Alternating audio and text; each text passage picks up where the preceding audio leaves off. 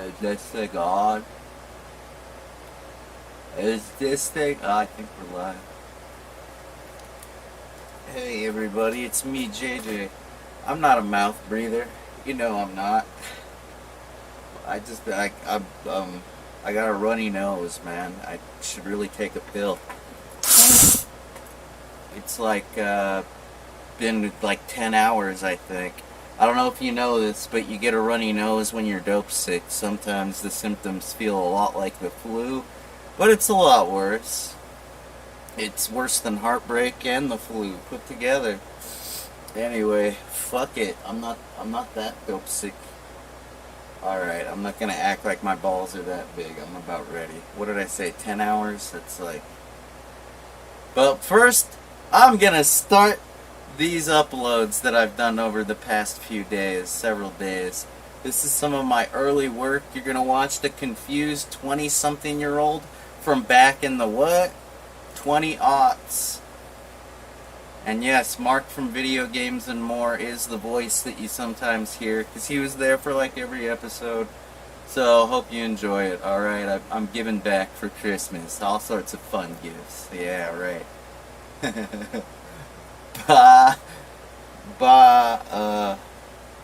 Hum a nice tune. Yeah. Hum a nice tune. That's what J.J. Scrooge would say. Mm-hmm.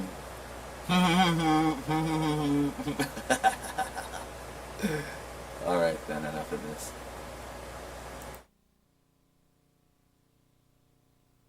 Hey, what's going on, everybody? This is me, JJ, and this is my show, Video Virus. And this is my first episode, and basically, I'm a talk show. So we're going to be taking phone calls. I'm a talk show. I don't know, just going to be talking about various things.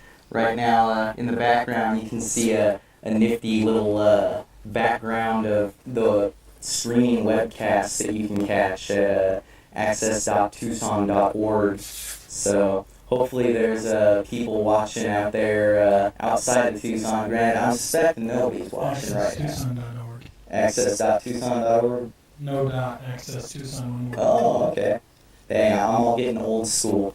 Yeah, it's been a while since I've had a TV show. I used to be quite active back in the 90s and whatnot, but now I don't know. I thought it would be nice to have a show. You know, get back in touch with the community, the people at large here in the desert. You know, it was a lot of fun back in the day, and now it gives me a chance to come downtown and have something to do. So, but yeah, I don't know if we got the phone numbers up yet. I don't know if we are going to be taking. Oh yeah, by the way, we have I set up an email address for this. If you want to send us an email at videovirustvshow@yahoo.com. So, I don't know, I was thinking maybe we check that halfway through the show, see if anybody sent us anything, but... Alright, cool. Yeah, I don't know, there's been some crazy stuff in the news lately. I tell you, I don't know, South Park had an episode canceled that, I don't know, some of you may have seen it. It has multiple references to Tom Cruise being in the closet and whatnot. I believe it was 39 or so. And over in Europe, they actually never got to see the episode. They're gonna have to download it if they want to watch it. But you know, it was pretty surprising to hear that. You know, that Tom Cruise had the power to do that. I guess because he has this Mission Impossible 3 movie coming out, and the controlling company, you know, it controls Comedy Central. You know, I think it was Paramount. You know, it all ties in together. So what he says goes. And lo and behold, Isaac Hayes is a Scientologist as well, and he quit South Park over this. So right here in this article off Yahoo I got here, it says Isaac Hayes quit South Park, where he voices Chef, saying he can no longer stomach its take on religion. Hayes, who has played the ladies' man / school cook in the animated Comedy Central satire since 1997, said in a settlement Monday that he feels a line has been crossed. There is a place in this world for satire, but there is a time when satire ends and intolerance and bigotry towards religious beliefs of others begins. The 60... Oh, wait, I think we got a phone caller here. Hello, caller. Hi. Hey, what's going on? Nothing. What y'all doing? Just doing a TV show here, celebrating St. Patrick's Day. That's right. I don't have any green on, but I was drinking something green earlier, so, you know. I think you're hot. Oh, yeah? I live downstairs from your friends. Wow. Is this somebody I know? Yeah. I live downstairs from your friends. Is this Mickey? No. Aw, damn. But what do you think of this stuff right here? This shiz about Isaac Hayes quitting South Park? Damn. I think he hung up. I guess he doesn't have an opinion. But at least I can attract the viewers with my sexiness. That's right, because I don't know. Like I said, I suspect nobody's watching right now. But hey, that was still in the background. Oh, woo! Yeah, this delay's tight. Thanks, Rob. But, alright, so religious beliefs are sacred to people. This is what Isaac Hayes was saying, old chef. Religious beliefs are sacred to people, and at all times they should be respected and honored. He continued, as a civil rights activist of the past 40 years, I cannot support a show that disrespects those beliefs and practices. South Park co-creator Matt Stone responded sharply in an interview with the Associated Press Monday, saying this is 100% having to do with his faith of Scientology. He had... Oh, hello? Hey, what's up, brother? Hey, what's happening? Not too much, man. I just figured I'd give you a buzz and wish you good luck with your new show and all that good stuff.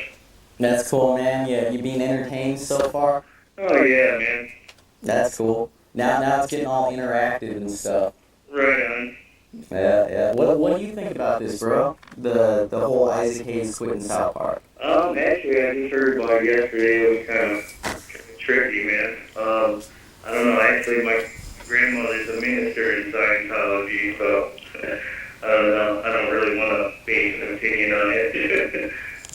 Well, I mean, I believe that, all religious practices, have, I don't know.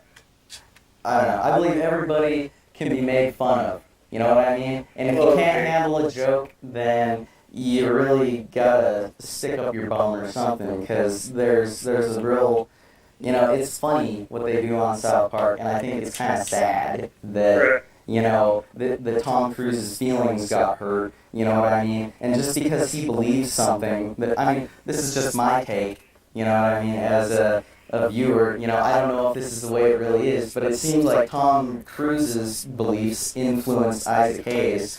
Everything's kind of happening. And it says right here that Matt Stone says that, it's all to do with his belief in Scientology. So. Right. Well, I think that end of it's kind of ridiculous, just him getting all upset like that and everything. I just didn't want to base an opinion on Scientologists and stuff. Not live anyways, because it would probably be too negative. Yeah, all I know is I'm going to miss Chef. Yeah. I wonder what they're going to do now, I don't know, they're not going to be sucking on any chocolate salty balls, I tell you what. Right? Sad. Well, right on, man. I'll let you get on with it and stuff, and good luck and everything. All right, well, thanks for calling, bro. Right on, man. We'll talk to you tomorrow. Later on. Later. But yeah, that's the main feeling that I have is I'm gonna miss Chef. He was a real inspiration to us children. No, but South Park co-creator, oh yeah, blah blah. Last November, South Park targeted the Church of Scientology and its celebrity followers, including actors Tom Cruise and John Travolta, in a top-rated episode called Trapped in the Closet. In the episode, Stan, one of the show's four mischievous fourth graders, is hailed as a reluctant savior by Scientology leaders, while a cartoon Cruz locks himself in a closet and won't come out. Stone told the AP he and co-creator Trey Parker never heard a peep out of Isaac in any way until we did Scientology. He wants a different standard for religions other than his own, and to me, that is where intolerance and bigotry begin. I don't know. Yeah, it's just, I'm gonna miss Chef. But do we got any more phone callers? Does anybody else feel anything about this? Or does nobody cares about Chef? Yeah, alright. Hey, he's on now. Hey, caller, go ahead. Hey, Hey. yeah, Chef made me wish I was black. Yeah, he did the same to Eric Hartman in the episode where he was searching to find his dad. Yeah, I know. I'm gonna miss him yet. You know, he was keeping it down the west side. Yeah. Let him go.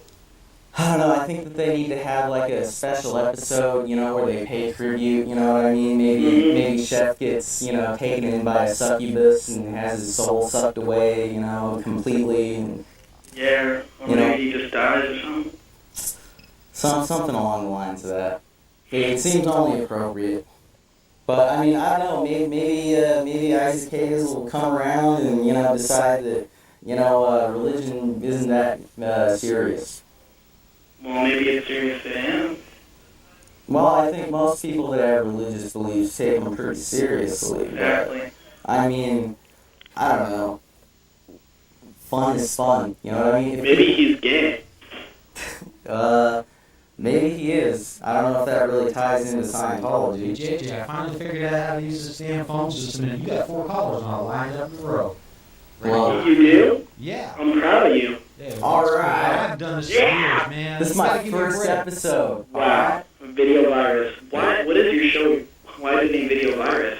Well, I came up with the name about 7 years ago, and nowadays they have all these things called viral videos, Oh, yeah. you know, and I came up with video virus way before all these viral videos. Granted, I like viral videos. I almost thought for a second I might, like, you know, play them on the show, but, you know, some of them are kind of obscene, you know, I might get in trouble for that, I don't know, but... They're awesome, though. I mean, Yeah, some of them pretty funny. I don't know, I sure want to be in a lot of them though. They usually involve something crazy. But gotta see that. I don't know. Video virus is basically just my attempt to infect your TV and VCR with the crud that. Well, as soon as you say DVD player, no one has a Or your TiVo, or Yeah. See, I used to be ahead of the times, and now I'm behind the times. Yeah. I've lost touch with what matters most. So hopefully this TV show can bring me back in touch. Oh yeah. But so, damn, that's crazy. They're still waiting on hold. Yeah.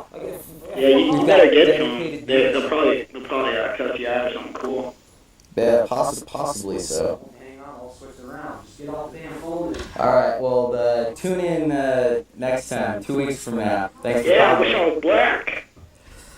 Yeah, me too, man. Me too. You know what? I'd like to think that I am somewhere. I don't know my genealogy too well. You know what I mean? I think I'm part Irish. So, you know, if anybody pinches me, I think I get to pinch them back twice as hard.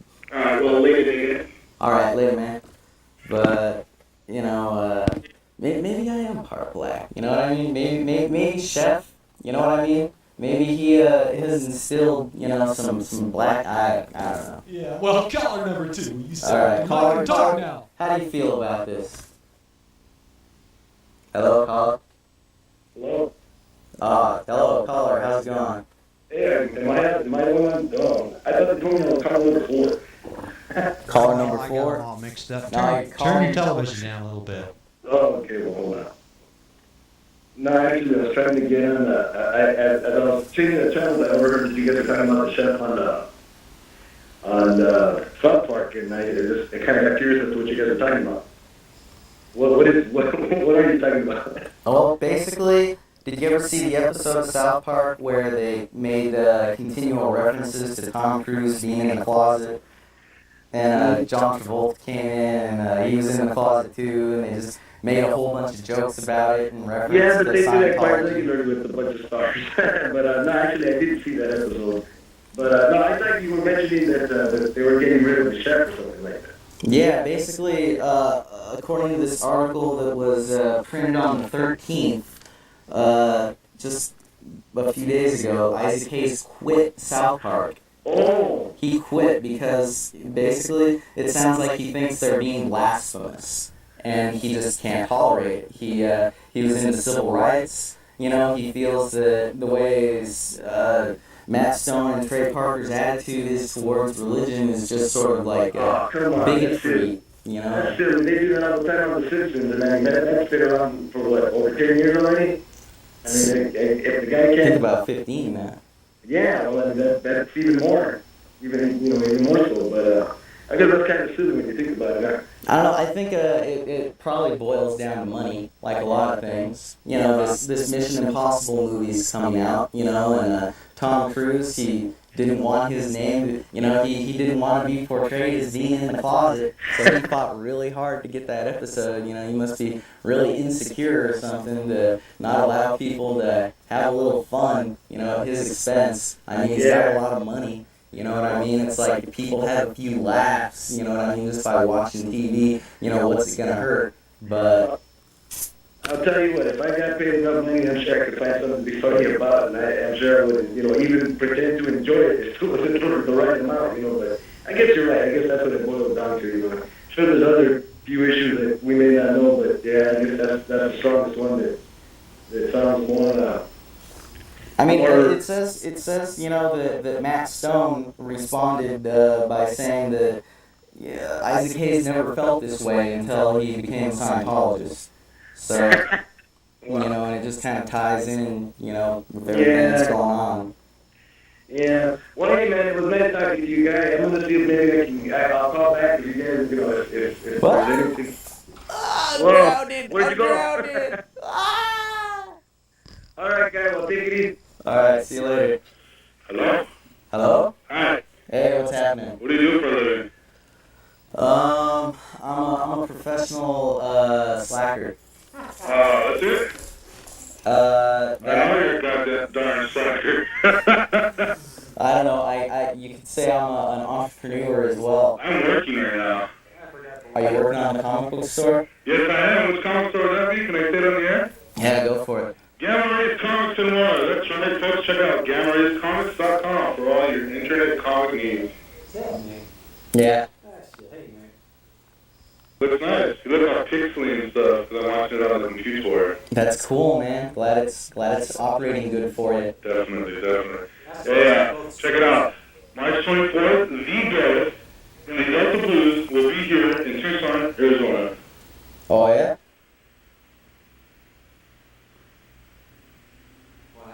Hello? I bet his phone died. Oh, okay. Yeah, you can't do that, buddy.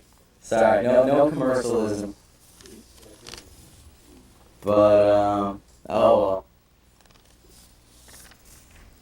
Hey, how you doing? Hey, what's going on? Yeah, new act. This has been a really good season. There's been a lot of new shows that I couldn't be happier. I'm a regular Access watcher and a regular caller to a lot of the Colin shows, and I really like this show. Well, that's the audience I'm trying to appeal to right now, because I haven't been able to do very much promotion or anything, so I assume only the hardcore, public access addicts are watching right now. Yeah, have you ever been on any other show? Because I don't really recognize you. I don't know, back in the day, I keep saying that throughout the episode, but that's what it feels like, and that's the way it is really. Back in the day, I used to do video games and more. TV show where I'd show how to beat video games and take phone calls and talk about video game news. And I only go back about 4 years. Alright, yeah, I don't know, you might have seen me on some of the instant access, random access television that happened outside. Anything to do with Marty? Yeah. Really? Yeah, well, we used to do TV in the alley together, and I used to help him do the Forbidden Zone, and, I'd, help any way I could. I started out on camera, and then did audio and directing, and, Yeah, I started watching when the end of television was happening. I thought that was always a great show. Oh yeah, Ray Daniels, he rules. And I got really bummed out when late night access was cut out and there's no more late night call-ins because boy did I call them all. We got a blast with that. Yeah, it seemed like there's a real void, you know, especially late in the middle of the night when people just need, you know, something to do, you know what I mean? And a call-in TV show is just the perfect remedy, you know what I mean? Now they're out doing other stuff they shouldn't be doing when they could have been in here calling an access show and pranking and just having fun and saying the F word over and over and over, you know. Yeah. And it keeps their parents from hearing it if they can call them a show. And now you got to watch your language and, you know, it's a certain time, like I couldn't say it, I wouldn't anyway, but, you know, people call them F-bombs. No, I don't really need to say that to communicate with somebody, you know. Well, like, I've pretty much implanted in my head that if I feel the need to say a curse word on the air tonight, I'm going to say freak instead of the F word, and I'm going to say shiz instead of the S word. And any other words, I don't really use that much. So, yeah, I haven't felt the need so far. I wanted to talk about South Park. You know, I watched it quite a bit, and I've seen some of the uncensored they play late night. You know, where they're actually leaving the words in. Whoopi, you know, it's a cool cartoon, but I like Family Guy better. I think that's a great cartoon. Heck yeah. And The Simpsons, they all do that kind of humor, and this political correctness that has just infested this country, you know, where you can't say this, you can't say that, or everybody's got to worry, you know, who you're going to offend if you say this or that. It's garbage. And it's really quite surprising, you know, because political correctness has been, you know, a heavily debated issue, especially in the late 90s. You know, people were extremely into being politically correct. And now it's like, it's not so much that people are into being politically correct, it's like you're going to be politically correct or else. Yeah, you remember All in the Family, it goes way back. What Bunker was saying back then? My God. You know, and now if you say like the N-word or this or that, you know, you could get killed.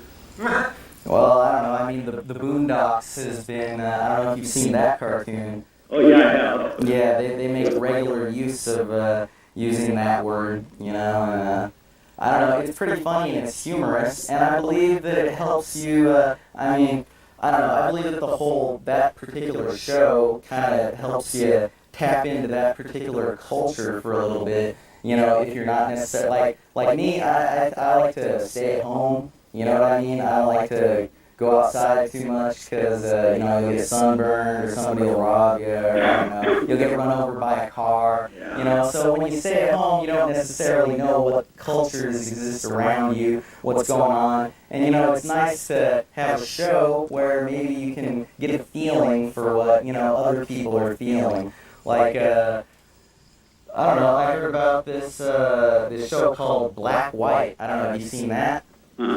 I know what you're talking about, where they'll change the color of somebody and they'll go live with another family and have the black experience or little. Yeah, I haven't actually seen it yet, but I mean, it's kind of an interesting concept. I don't know. It's like anything else on TV these days, garbage.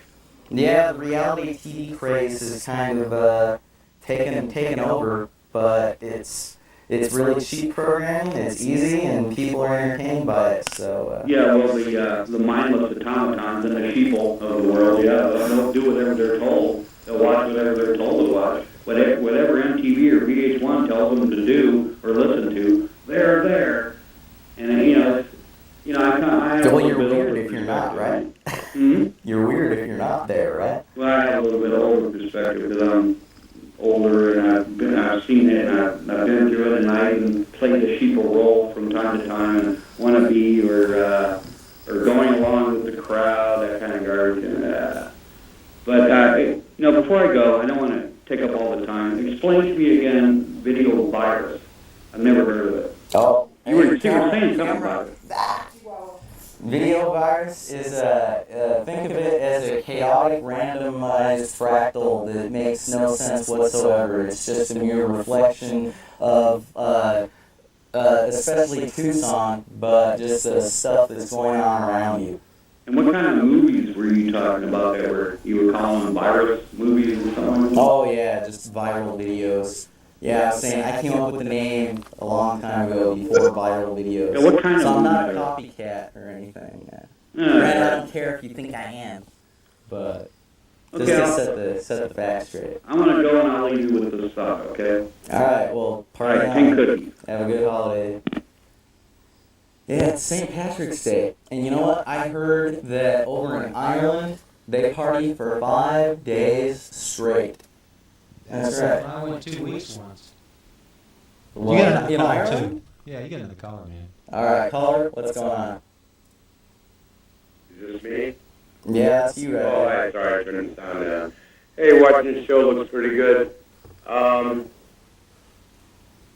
As far as the South Park thing goes, I think that it's really like a religious deal, you know. It's not really like Tom Cruise is, you know, gay or whatever. It's more like, you know, that Isaac Hayes is more involved in Scientology.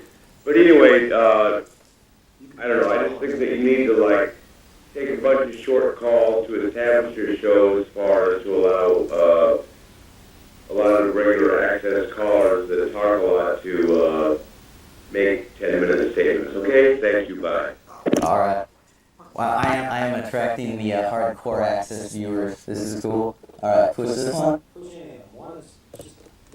All right, caller, you on there? Hey, what up? Hey, what's up?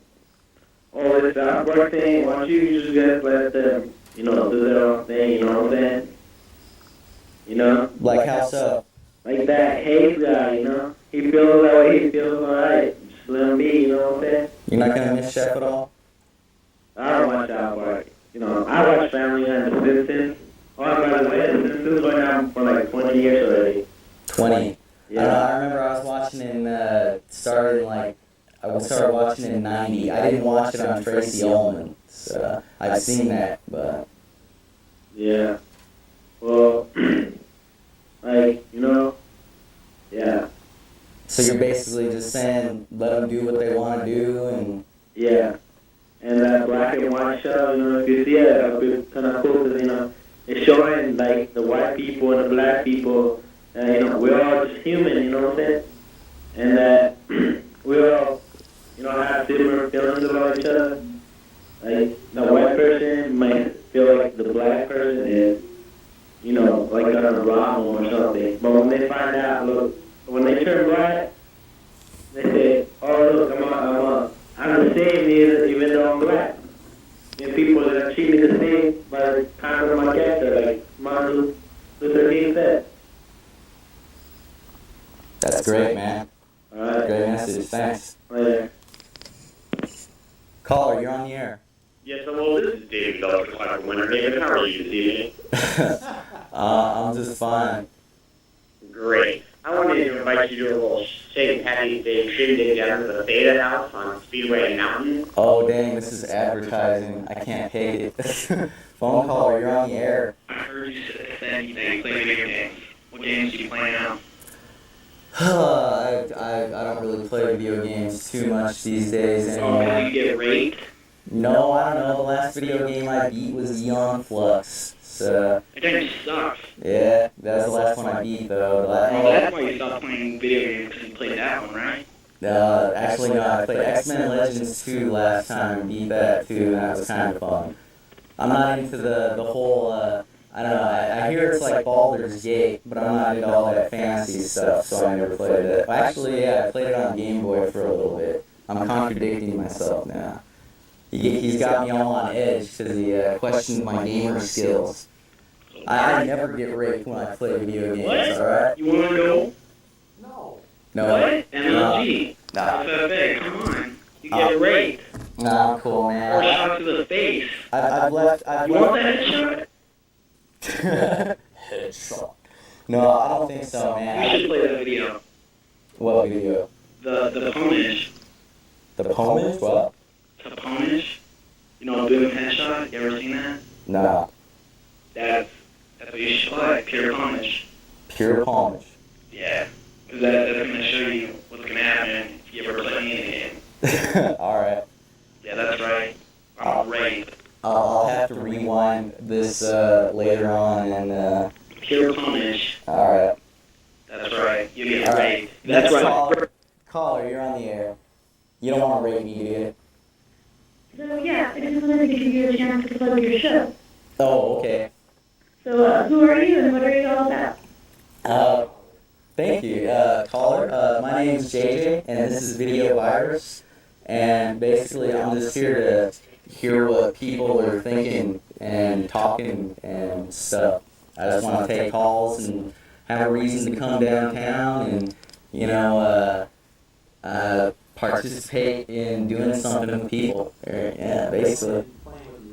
Playing with the equipment, that too. Yeah, they got a lot of nice new equipment since the last time I was here. I used to do a lot of TV a long time ago. So. Oh yeah, so did my cameraman. But so how's your St. Patrick's Day going, caller? Going great. How's it going? It's going pretty smooth. I don't know, I was supposed to go out and wander around downtown with some friends, but one of them was missing, so the other one didn't show up, and I don't know. It would be nice to get some festivities in. I mean, over in Ireland, they party for 5 days straight. Yeah, I heard that. That rocks. I have a little bit of Irish. Oh, yeah? Yeah. Well, everybody's supposed to act like they have a little bit of Irish today, apparently. Apparently, I have some Irish, according to my mom, but I don't know.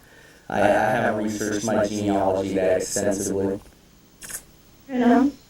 All right. Well, when's your show on next? It'll be on 2 weeks from now. If you're wondering why I stopped, So stay tuned. when that one caller told me. And happy St. Patrick's Day to you too. Next caller, you're on the air. Yeah, well, this is David Culture calling in. Uh-oh. Hey, Dave, how's it going, man? How's Winter Haven? It's going great. You know, I've been a long time public access viewer. What were some of your old work? I don't know. I used to work on a lot of shows, but I used to have a lot of fun working. Harry and After Hours. Okay, yeah. I worked on Bill Bowler's show a couple times. Yeah, I worked on. It's really sad to hear about his wife. Yeah. How's he doing? I hear he wasn't looking too good last time I saw him. I don't know. Like I'm doing this show now basically just to get back in touch because I don't know how anybody's doing. I'm a bad public access viewer too because I don't watch as much as I should. You know, so. But, yeah, well, I'm really hoping for the best for him. You know, he's been in and out of the hospital a lot lately, from what I hear.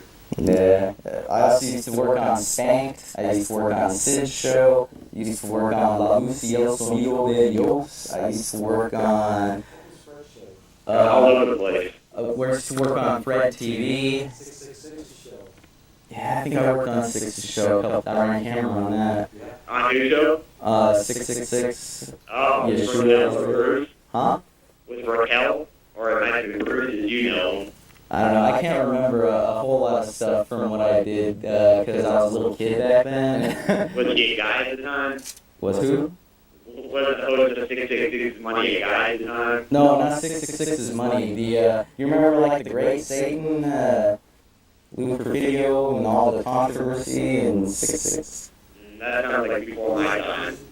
666, Joshua, Lord of Hosts. Yeah, Yahshua, Israel, Lord of Hosts, 666. He got a lot of media coverage. You could probably go Google him. We could Google him right now. I think I might. But yeah, this show's not about him, so I'm not gonna Google him. But Well, I just wanted to invite you to join me and Jonathan Bergstrom and just stay at sorority party. oh goodness! Wait, Martin. This button's hello. Caller, you're on the air. You're not gonna advertise anything, are you? No. Except maybe my MySpace. Oh, hey, what's up, girl? Not much. Are you There's watching? like a delay on the computer because I'm watching and you're talking about 666 or something. Cool, huh? Oh, yeah. So, Can you hear me? Caller? Yeah, Oh, cool. totally. And I don't need a microphone. right on. So what's going on tonight? Nothing. We're looking at it. I printed out a bunch of topics just in case I didn't have any phone calls, but I've been getting great phone calls. You know, did you by any chance see anything about that South Park thing I was talking about earlier? No. I don't know, you don't care, you don't watch South Park, do you? Sometimes when you force me. Yeah. Well, Chef is quitting, or he quit already. Oh, yeah? There's no more Chef. And there's some other news. I was going to read this thing about Michael Jackson, how he shut down Neverland Ranch. Yeah. Yeah. Pretty messed up. Some people have been there since the 80s. Yeah, well, apparently the only people that can work there anymore are people that are hired third party, who are therefore insured. And he had to pay $306,000 for unpaid wages after being threatened with legal action. And he had a penalty for an insurance lapse, which amounted to $169,000. So he's been getting taxed left and right here. And he's all hanging out in Bahrain over in the Middle East. So, I don't know. And I don't really have much of an opinion on that. I just figured other people would, because everybody talks about Michael Jackson. Yeah. I wish I was down there. Yeah, that would have been cool. I could have had an audience. Now I just have a crew. Yeah. But, anything else to add? No, that's all. Just call me when you're done. Alright, cool. Alright, bye. Bye. Caller, you're on air. Hey, what's up? Oh, now hold on, man. What's up?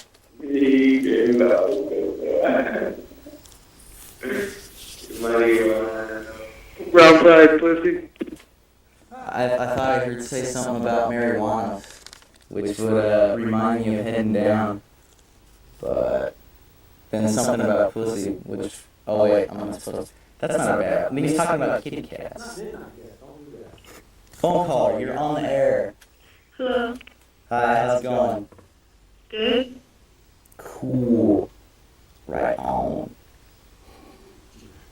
So how long have you been around here? For about 35 minutes. This is my first episode of Video Virus. I'm gonna take this down. Because, wait, let me see. No, that looks pretty good, actually. I'm gonna leave that up. Yeah, that looks pretty cool, too. Yeah, especially if I were to drink about 3 bottles of cough syrup right now. But, I don't know, what are you up to, phone caller? Nothing, just in the room watching your show. Wow, sounds hot. What are you wearing? Nah, I'm just kidding. So, what do you think? What do you think of the whole? I don't know, the show. Yeah, what do you think of the show? It's kick-ass. You digging it? Yeah. You down with the video virus? It's infected you? Definitely. Infected your heart and soul? Yep. Excellent, excellent. And I definitely have to say you're hot. Oh, really? Yeah.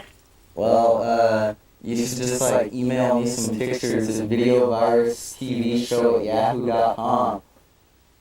Okay. Oh yeah, baby. That's right. Oh yeah, down smooth. But now that we got that out of the way, so what do you think about this stuff that I'm talking about here? Well, I don't know. You don't know? Well, I know, but like, I don't know. You know, but you don't know, you know. Am I making you laugh? I'm the camera guy. I'm doing all this crazy stuff. Alright, well, we can't hang out with one phone caller for too long. Yeah, I know. Keep on watching. Enjoy the show. Alright, phone caller, you're on. Hello. Beep, beep, beep. Oh, now we're down to one phone caller. Phone caller, you're on. What kind of videos you play? What kind of videos? Well, I'm playing a video right here in the background of the web streamcast here. You're talking about, are you talking about games? No, this is video virus. Alright, yeah, that's cool. Yeah, I'm just playing this video that you're watching right here. This is my creation. Pretty cool. There's a little video feedback going on there. Yeah. This is like an evil science experiment minus the evil, I guess. Cause, The science experiment. yep, I'm just like surveying people here I'm doing a survey to see if people watch public access, and apparently they do. So that's really cool. Well, there's enough on TV. Exactly. Yeah, there's a lot of crud Yeah. filling up the airwaves. But I'm on the cable waves, so I don't gotta worry about that. And the internet waves. No 1 year. But like that. No no on your TV. antenna, yeah, no bunny ears. No foil hanging off there. No. And hey, you know what? There was something else I wanted to know. Well, I don't know. Have you by any chance seen any movies today? Yeah. There were a couple movies that I wanted to see really bad today that I didn't get a chance to. No, Heroes and Lions. Nah, man, I wanted to see V's for Vendetta. I wanted to see Thank You for Smoking. Oh, no, I gotta see those. I figured I'd go and see one of them and then movie hop over to the other. No, I know you're not. Nah. Yeah. But, oh man, anything else to add? We got the lines blowing up here. No, nice show. Alright, thanks. Keep on watching. Cool. Alright, party on. Phone caller. Happy St. Patrick's Day. How's it going? Pretty good. Right on. Yeah, I saw Beef and Vendetta today. It sucks dick. Just wanted to show you, little fucking bitch. Smoke weed every day, faggot. Damn. Not supposed to say that on the air, caller. But I hope he's not serious about these for Vendetta. Or me for that matter. Because gosh darn it. No. What's up, caller? He said something intelligent. Phone caller, you're on the air. Nobody ever says anything intelligent. Like that. No, we got some feedback. Alright. I'm getting too many phone calls that suck, so I'm going to talk about this news right here. Apparently, there were some ghosts, some apparitions spotted in a museum in London. Apparitions apparently appeared this week at the British Optical Association Museum in London. While these were the first ghosts sighted in the building, when the museum first opened in 2003 in the basement, it sunk. So perhaps the stench was a paranormal funk. On the other hand, there's the possibility that it might have been caused by the building's proximity to the Thames River embankment, or the fact that it was a stray cat refuge for years following World War II. But this museum, people are spotting ghosts in it. Let's see what people are saying here. The apparitions appeared in a museum gallery in curator's office during the week of Monday, March 13, 2006, while staff and decorators were involved in a revamp and reorganization of the museum's displays. One of the decorators saw a crouching figure of an old man on Monday, said museum curator Neil Handley. Yesterday, Wednesday, yeah, this news is a couple days old, he saw another figure of a middle-aged man. This figure spoke to him and said, "Where's Mary? I can't find Mary." You know, I've asked myself that question many times. Where's Mary? I can't find Mary. But this ghost, you know, he has clearly described the figure as wearing a dark blue frock coat. A frock coat. Frock? As opposed to a coat that's frock. Yes, a frock coat and a tricorn hat with white tassels. So we're obviously talking about quite an old one. So this is a decked out, stylish ghost that has been witnessed by people in this museum. Neil is now going to look at the records of the building to see if he can unearth any clues as to the identity of the ghost. To be honest, I often work alone here late at night, said Neil, whose office is one of the ghostly locations, but I've never encountered or sensed anything. Whether the redecoration has created a disturbance or something, I just don't know. So, somebody needs to call Ghostbusters over for this museum. My opinion is... My opinion is phone call. What's your opinion? Man, those people just lying. I mean, they're no such thing as ghosts. Oh yeah. Yeah, It's not a glitch in the matrix or anything. probably. Just in the Matrix, but not like dead people or anything. People just, been smoking too much of that green stuff. You know, I was thinking that could be one possibility. You know, this Neil Hamley guy could have just been tripping, or the people working under him for that matter. I don't know. But, Yeah. I mean, this is being reported as news. You know, ghosts lurking around. So the only thing I can say is be careful. You know, be on the lookout for any ghosts. You know, if you see any, just I'm on the lookout try not to for see Mary. any. What? Yeah, I'm looking for Mary too. So Yeah, if you just tell her, I'm looking for her. That's what everybody wants to know. I mean, really, where's Mary? I can't find Mary. There's something about Mary. Indeed, there is. Yeah. But all right, well, thanks for calling. Later. Keep it real. Hey, phone call. We got like 6 minutes left on the show. What's going on? Oh no, man! All right. Cool, man. Let's see. Oh yeah, here's some other news that I find interesting. There's been a nanotech map of the Americas that has been created. Researchers from Caltech created a nanoscale map. Here, can you zoom in on this? You gotta show a picture of this. You see that? Now, you would agree that looks like North America, right? Yeah, there we go. Whoop. So, you people trip out on that for a second, because that is DNA. That's right, they got DNA and some little DNA staples, and they made artwork. Let's see what it says here. Yet its cartographer, Paul Rotherman from California Institute of Technology, Pasadena, is not satisfied. I had wanted to make a map of the entire world, but I didn't have enough time, he says. I feel terrible about it. And you know, that's what it boils down to. We don't really have enough time. And I personally feel terrible about it, you know, that we don't have the time. You know, hey, I learned something. The green button does that. Oh, and the yellow button does that. Oh, this is too much fun. I feel the power, but I don't have enough time. We only have 4 minutes left of the show. Yeah, but I find that absolutely great that people are doing stuff with DNA, because that's nanotechnology, and if they get really good with nanotechnology, when I die, they can reconstruct me all like they did the Lulu in Fifth Element.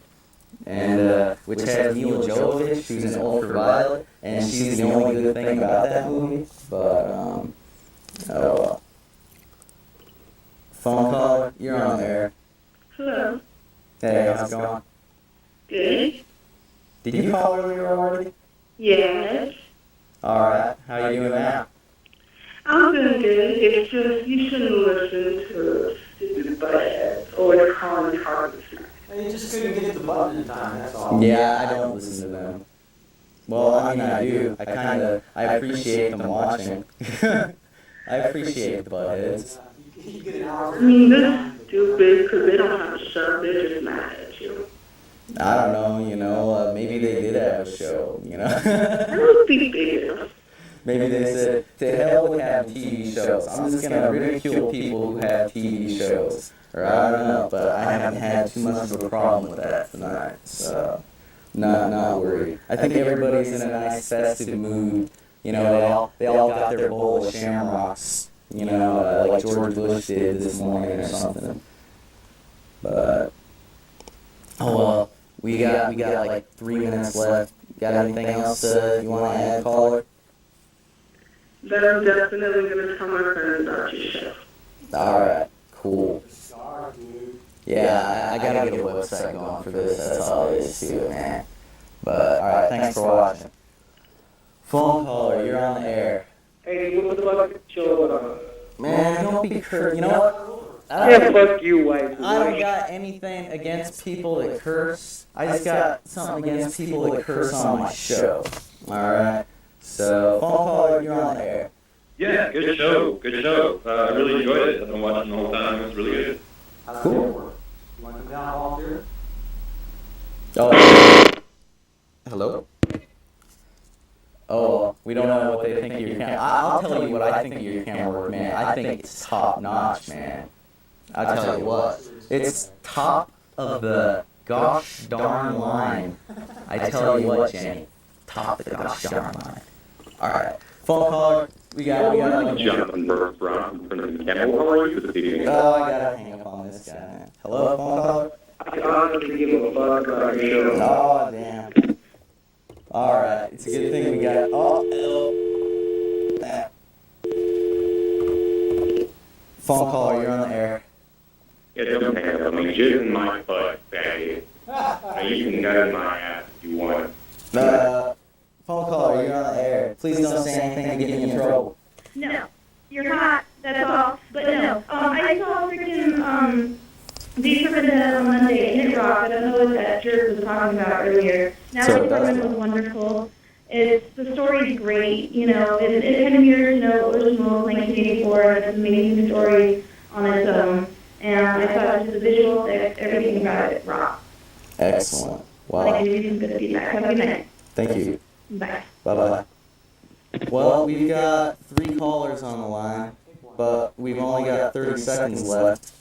And I gotta take this time to tell people to tune in 2 weeks from now for Video Virus and me, JJ. And if you got any show ideas or any comments or anything at all, you can email videovirustvshow@yahoo.com. And yeah, I don't know. I'm feeling alright about this show. Now I gotta go wander around downtown and find something cool or something. I don't know. But thanks for watching, people, and stay tuned.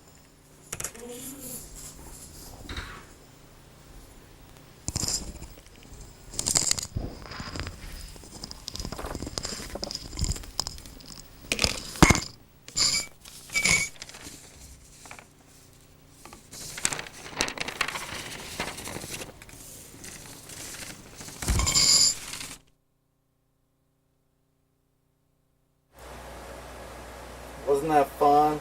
You got to hear some behind-the-scenes sounds that nobody ever heard. That was me shuffling my papers because I had notes that I printed out on my Hewlett-Packard black and white laser printer, my LaserJet, that I scored for free from Gray Malkin at the 2600 meetings that I did a How to Hack Printers presentation with.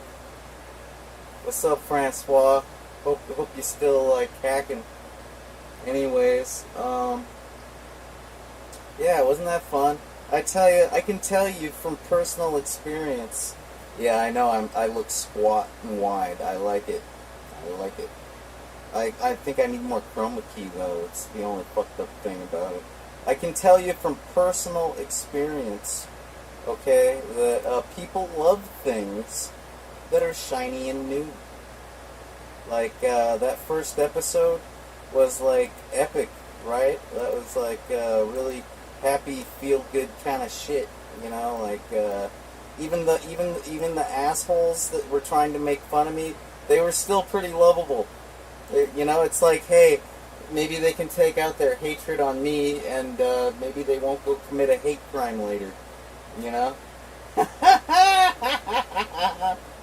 You know what I mean? It's like I had enough self-esteem. I really, like, did you hear those ladies? Give me a fucking break, man. You couldn't rattle my self-esteem back then, like, if you tried, like they did.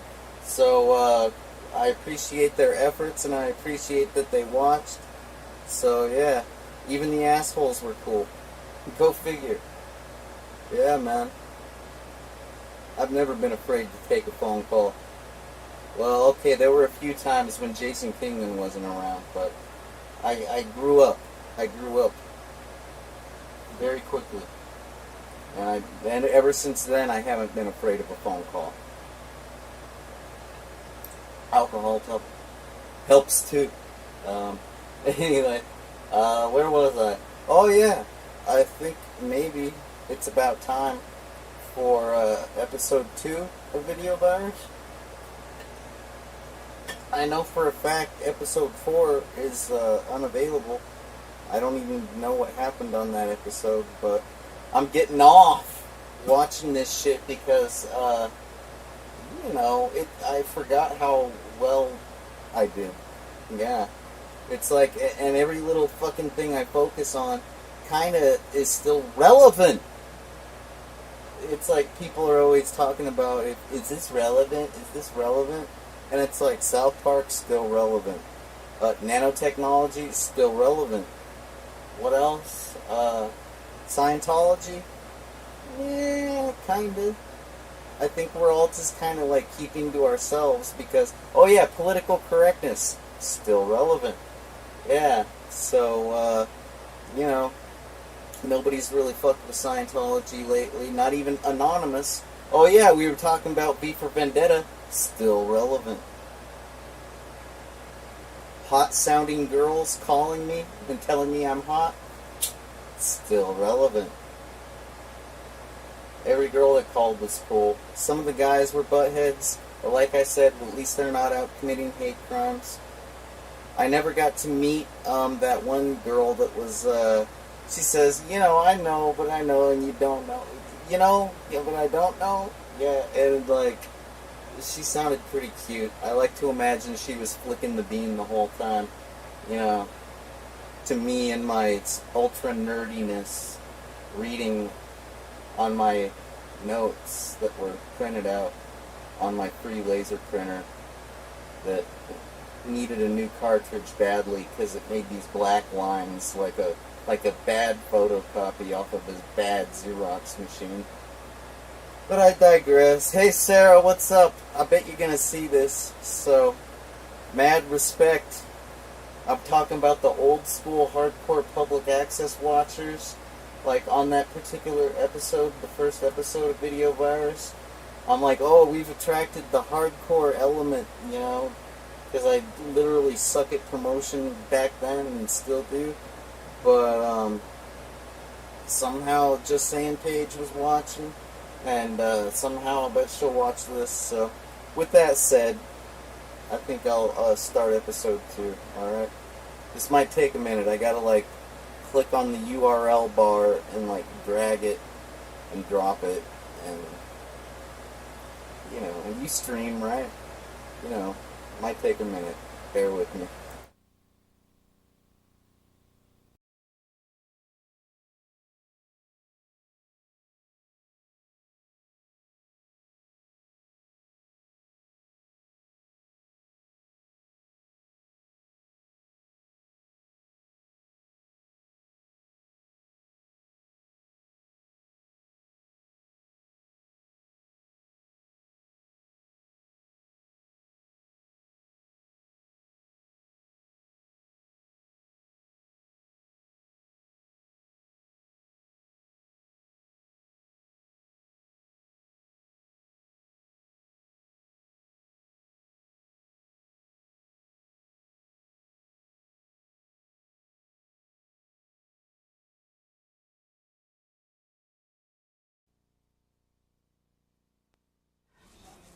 Welcome to another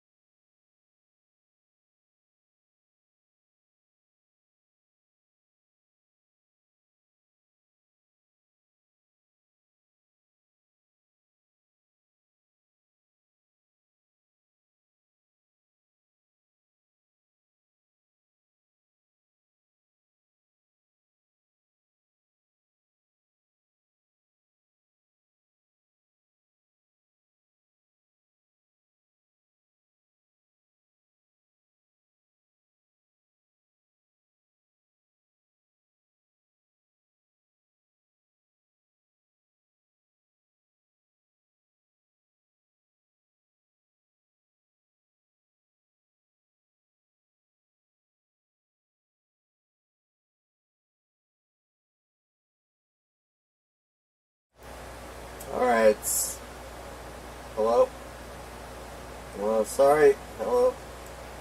There's my VU meter. Sorry about that. I'm trying to remember what I did a second ago. I don't know. Sorry. You saw the picture, right? Like, it's like this close. Man, I've been making TV since I was this tall. Alright. I was just updating you, okay? Back to work.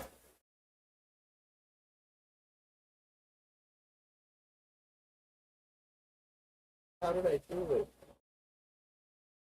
Oh, shit, man.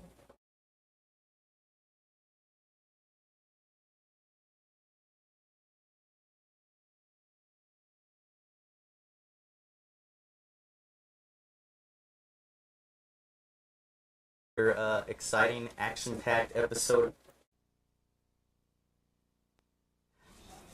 Welcome to another exciting, action-packed episode of Video Virus.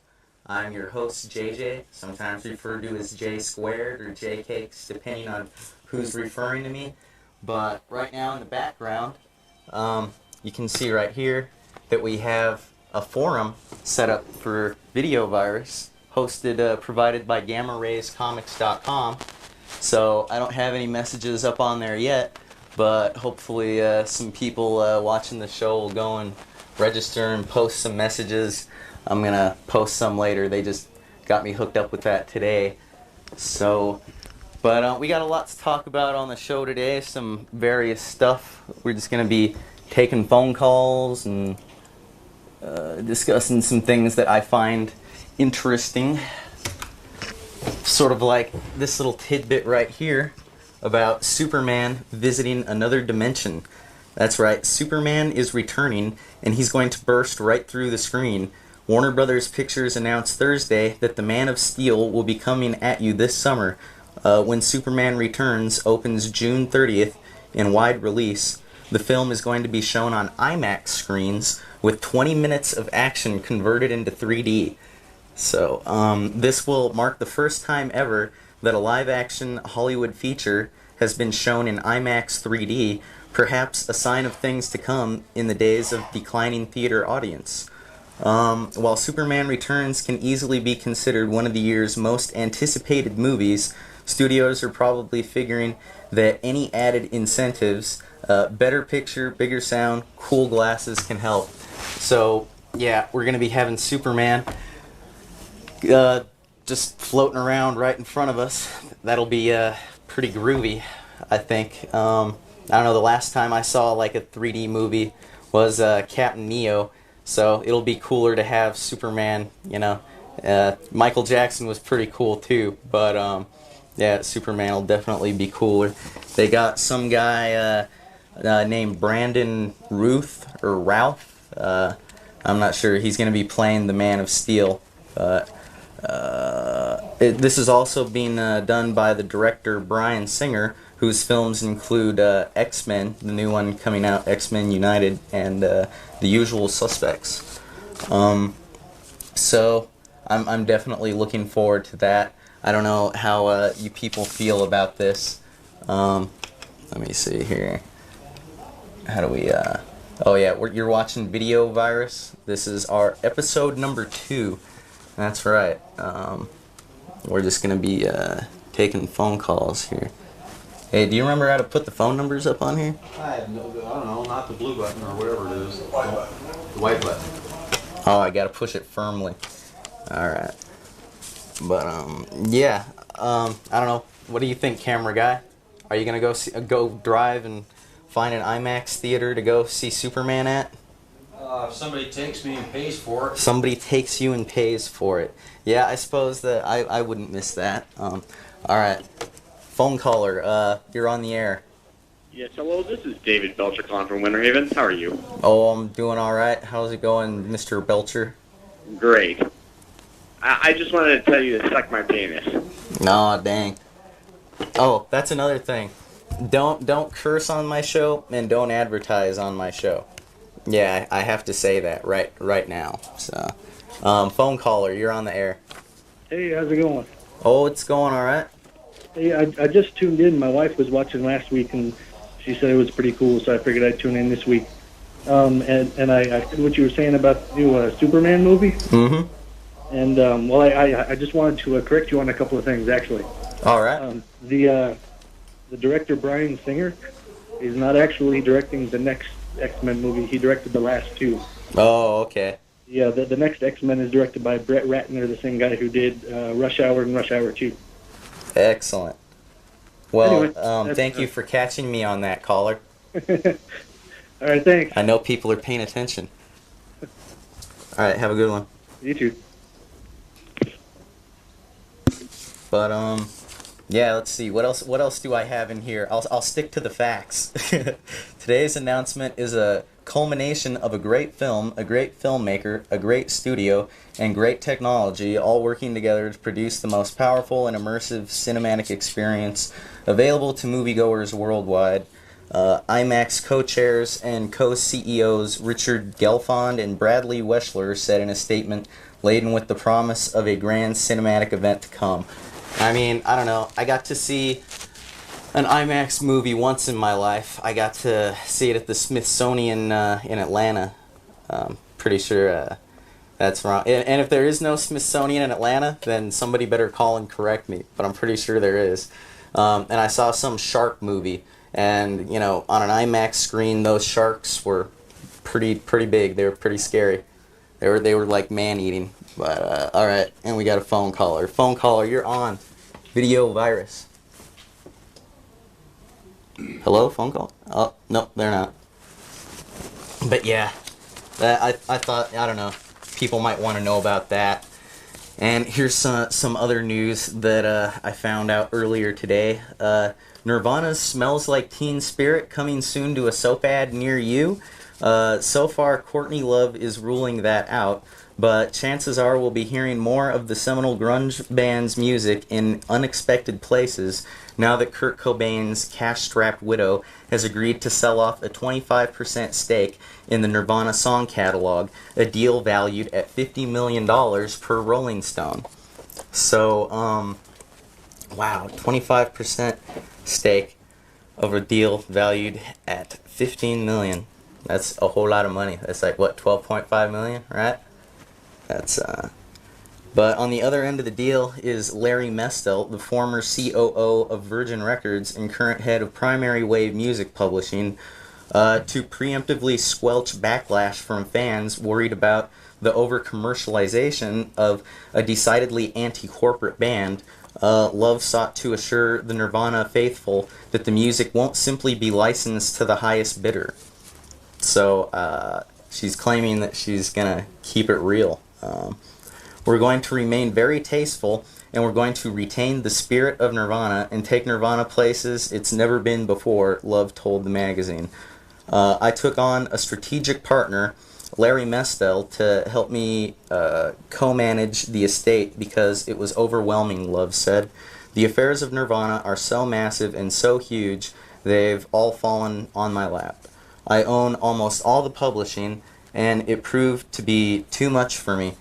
I needed a partner to take Kurt Cobain's songs and bring them into the future and into the next generation, and this guy's the guy to do it, she says. So, following her husband's 1994 suicide, Love became the primary benefactor of Cobain's estate, which included ownership rights of more than 98% of Nirvana's song catalog. The other two former members, Dave Grohl and Chris Novoselic, owned the remainder, slightly less than 2% split between them. The new deal does not affect their portion. 2%, I tell you, that's not too much, but Mestel, too, is quick to quell rumors that he's just another suit out to profit on Cobain's legacy. So my goal is to keep the music very true to who the songwriter was and what his passions and taste would be, and to work through Courtney to figure out exactly the best way to go about exposing his music to a new youth culture, to a new generation, Mestel said. So, I don't know, this is kind of interesting, you know, all this debate over the commercialization of music that's worth like $50 million. I mean, you know, I understand the whole, you know, anti-corporate angle and premise, you know, of their sound, but I mean, when you're dealing with that much money, you know, it's kind of corporate. I don't know, but it's good that they're gonna try and, you know, keep keep it real when they're selling out, you know? I don't know. When rumors first swirled that Love was looking to unload a stake in the lucrative catalog, it was expected that the duo may have first dibs, but based on their troubled history with Love, it's doubtful they were ever offered the chance. In 2001, Love filed suit against Grohl and Novoselic in an attempt to gain sole custody of the Nirvana songbook, calling the duo merely sidemen in the band, which she equated as a one-man show, the man, of course, being her late husband. The same year, Grohl and Novoselic struck back, filing their own suit alleging Love was using Cobain's music to further her own career goals, calling her a greedy prima donna with a waning recording and acting career. So we've got a caller on hold here. Phone caller, what do you think of this? Hey, how you doing? I'm doing all right. All right. You're the guy from Time to Put Your Kid to Bed, right? No. You look just like him. Oh wait, yeah, I From am. way back, yeah. I like that. That was always great. But that's not why I called, though. I want to talk about Superman. Oh, all right. The different versions. I like Lois and Clark, and I like Smallville. What do you think about those two? I don't know. I haven't watched Superman in a really long time. No Smallville? I like downloaded a whole bunch of Flash episodes a while back. Yeah. And I really like that show. Yeah, because those Lois and Clark only lasted like 2 years or something. It was pretty good. They dealt more with the relationship part of Superman, but it was pretty good, I thought.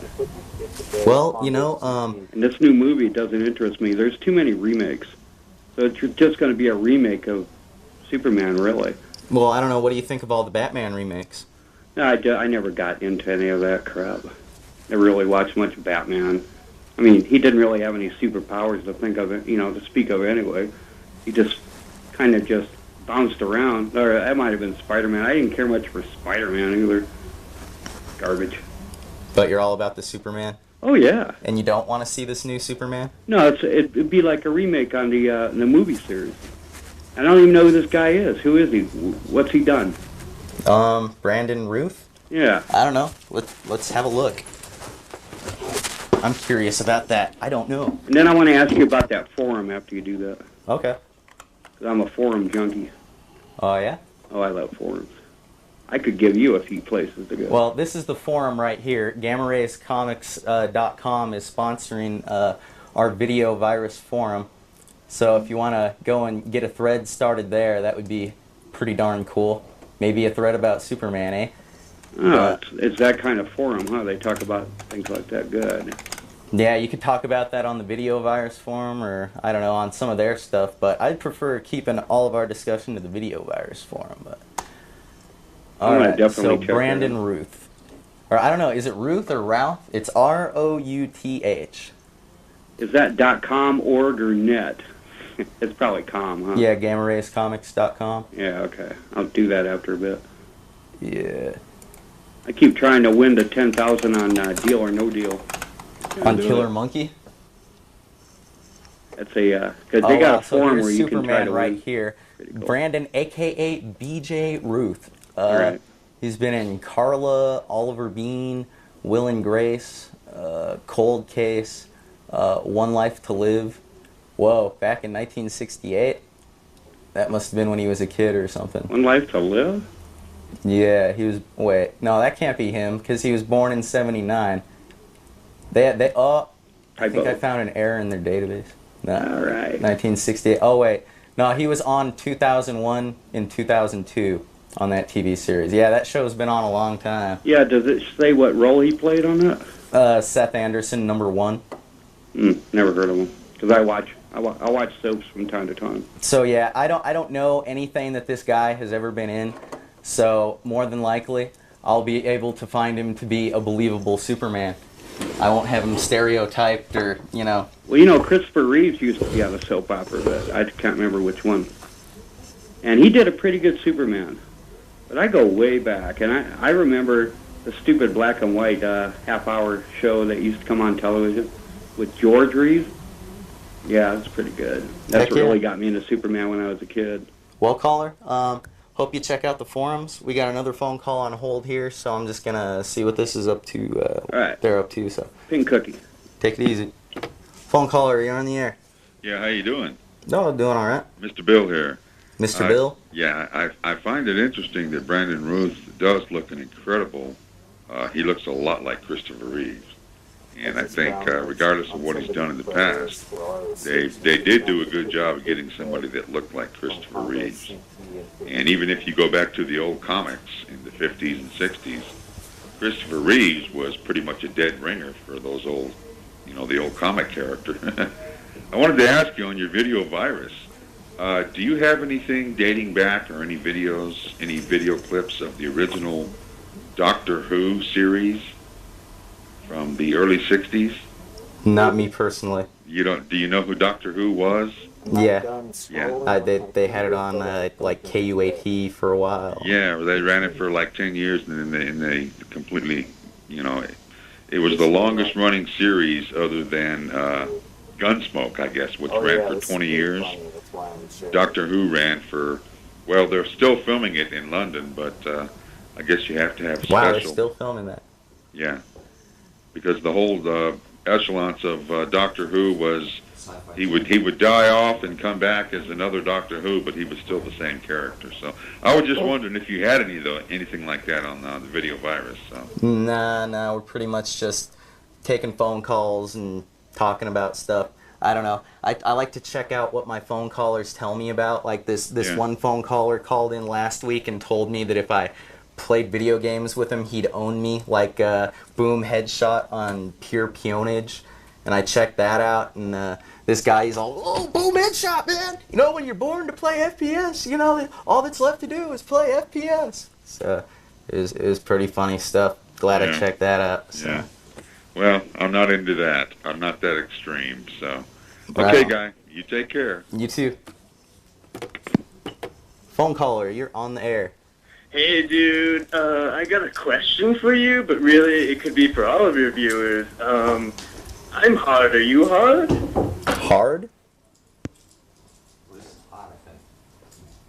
I don't know, man. I'm way hard, man. You step to me, yo, man. I represent, dog. But, anyways. Oh yeah, back to this Courtney Love thing. I don't know. I think it's pretty interesting, making a big deal over the advertising. I mean, I don't know. I guess if Kurt were alive today, he probably wouldn't want his stuff to be in ads. But then again, what if he needed money really bad? You know, maybe. I mean, I don't know. Maybe somebody thinks. I don't know.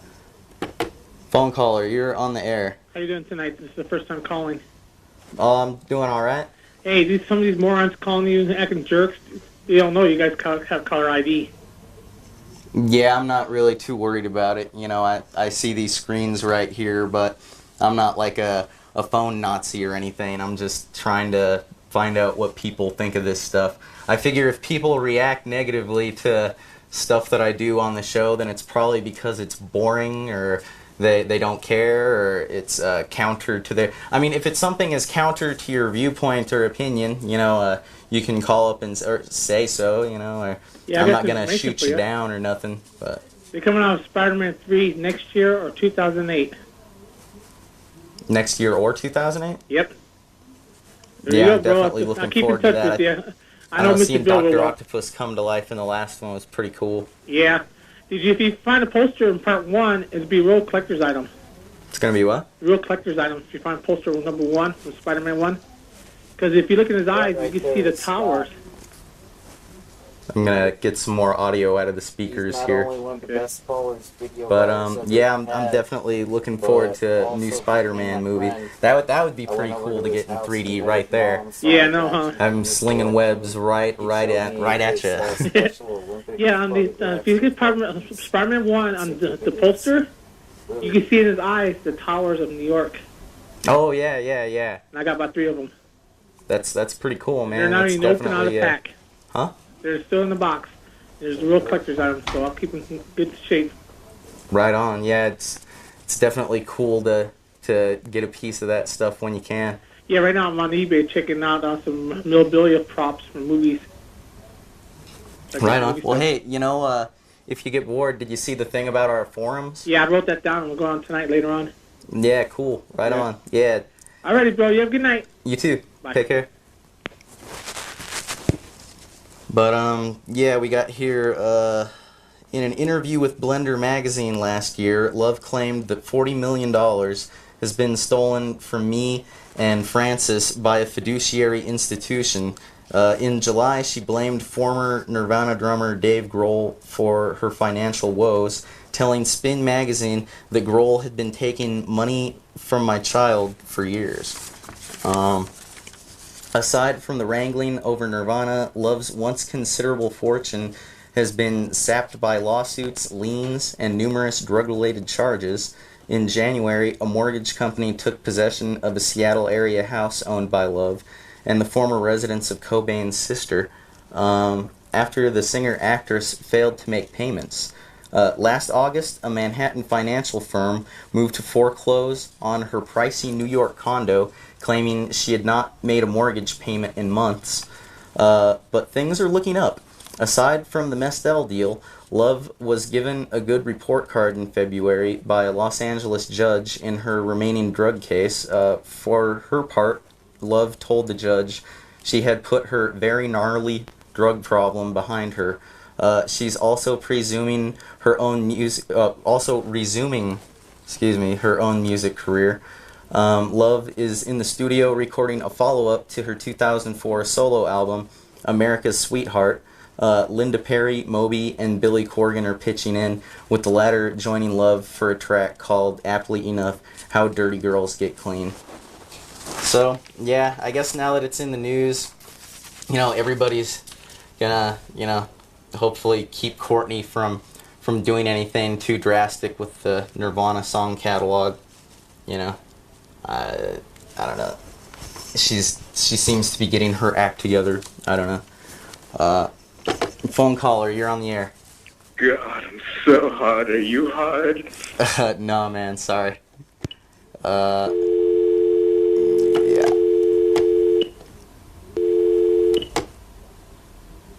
That works.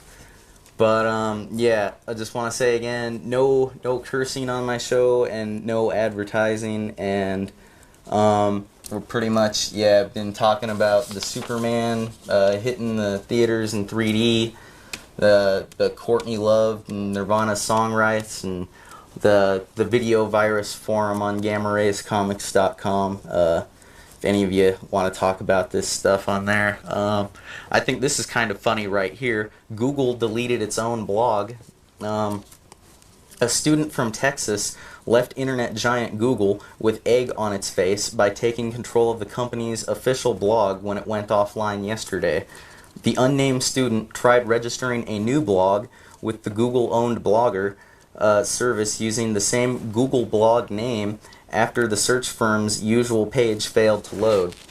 So basically, the blog that Google runs, I don't know if you people, I'm sure everybody's familiar with weblogs, you post stuff on there, different news, and Google has one for their stuff. And this student tried to access it, and, when he went to it, the username was giving a 404 error, a page not found, so I tried registering a new blog with it. Surprisingly, it worked. So he's like, whoa, Google Blog's gone. I wonder if I can become Google Blog. Ding, I'm Google Blog. And this happened on the 28th.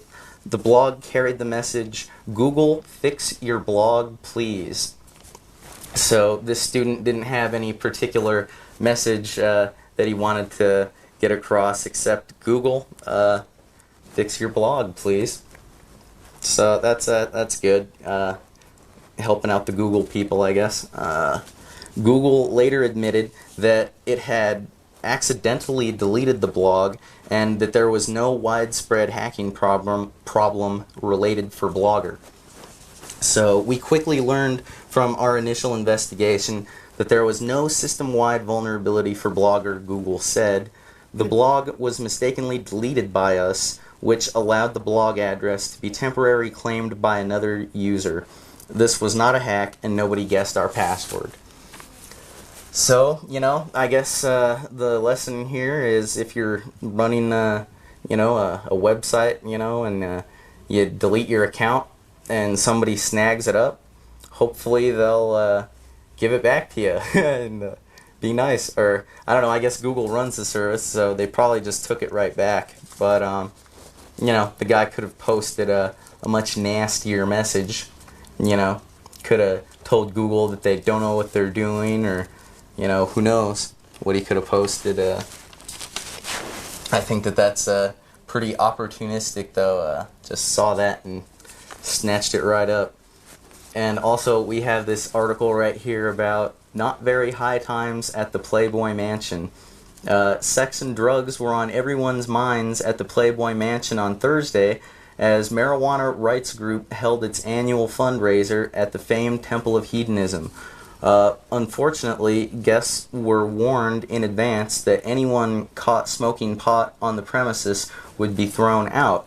There wasn't much scope for sex either, as the mostly male crowd outnumbered the handful of Playboy hostesses who circulated under the watchful gaze of security guards. The bash was organized by the Marijuana Policy Project, which lobbies against criminal penalties for marijuana use and for medical marijuana. It handed an award to Playboy founder Hugh Hefner, a longtime advocate of drug liberalization, among other things. Performers included 9-time Grammy winner Ray Benson of country combo Asleep at the Wheel, who bemoaned the hard line against marijuana in his hometown of Texas. Among the guests was syndicated radio humorist Adam Carolla, who told Reuters that while he was skeptical of pot's alleged health benefits, people should be allowed to smoke if they want.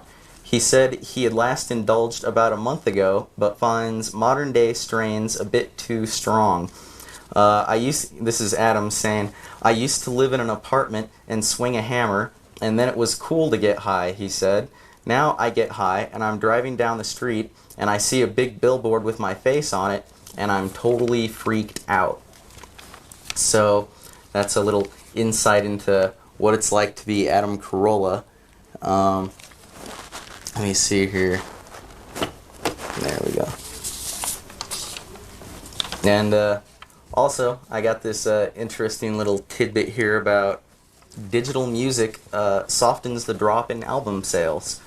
Like, people have been saying that all this online, digital music, MP3 players, computers, the music industry has been trying to claim for a long time that this has, been costing them a lot of money, in a drop in album sales and whatnot. But it just so happens that with all the digital music that's going on, it's kind of helping, soften the drop in album sales.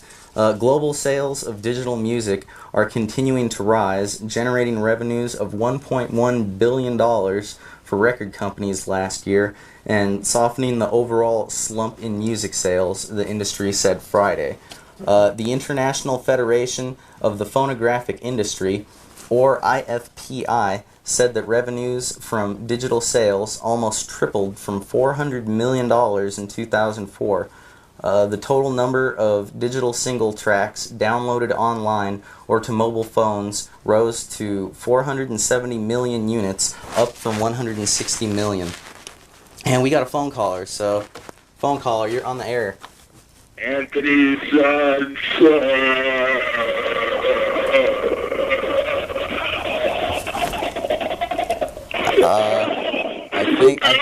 I think this guy might need an ambulance. He sounded like he was choking. I don't know. Should I? Nah, it'll be fine.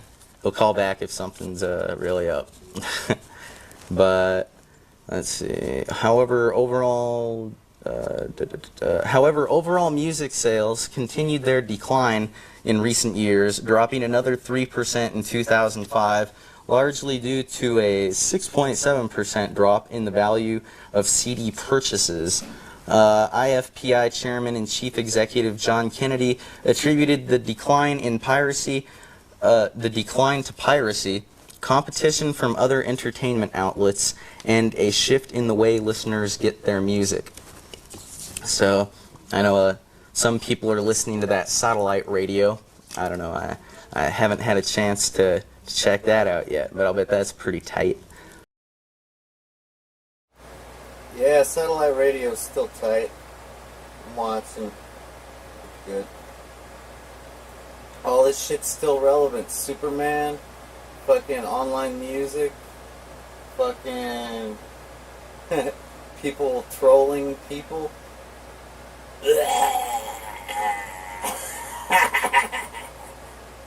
Suckers. Single song downloads dominated global online sales, accounting for 86% of purchases.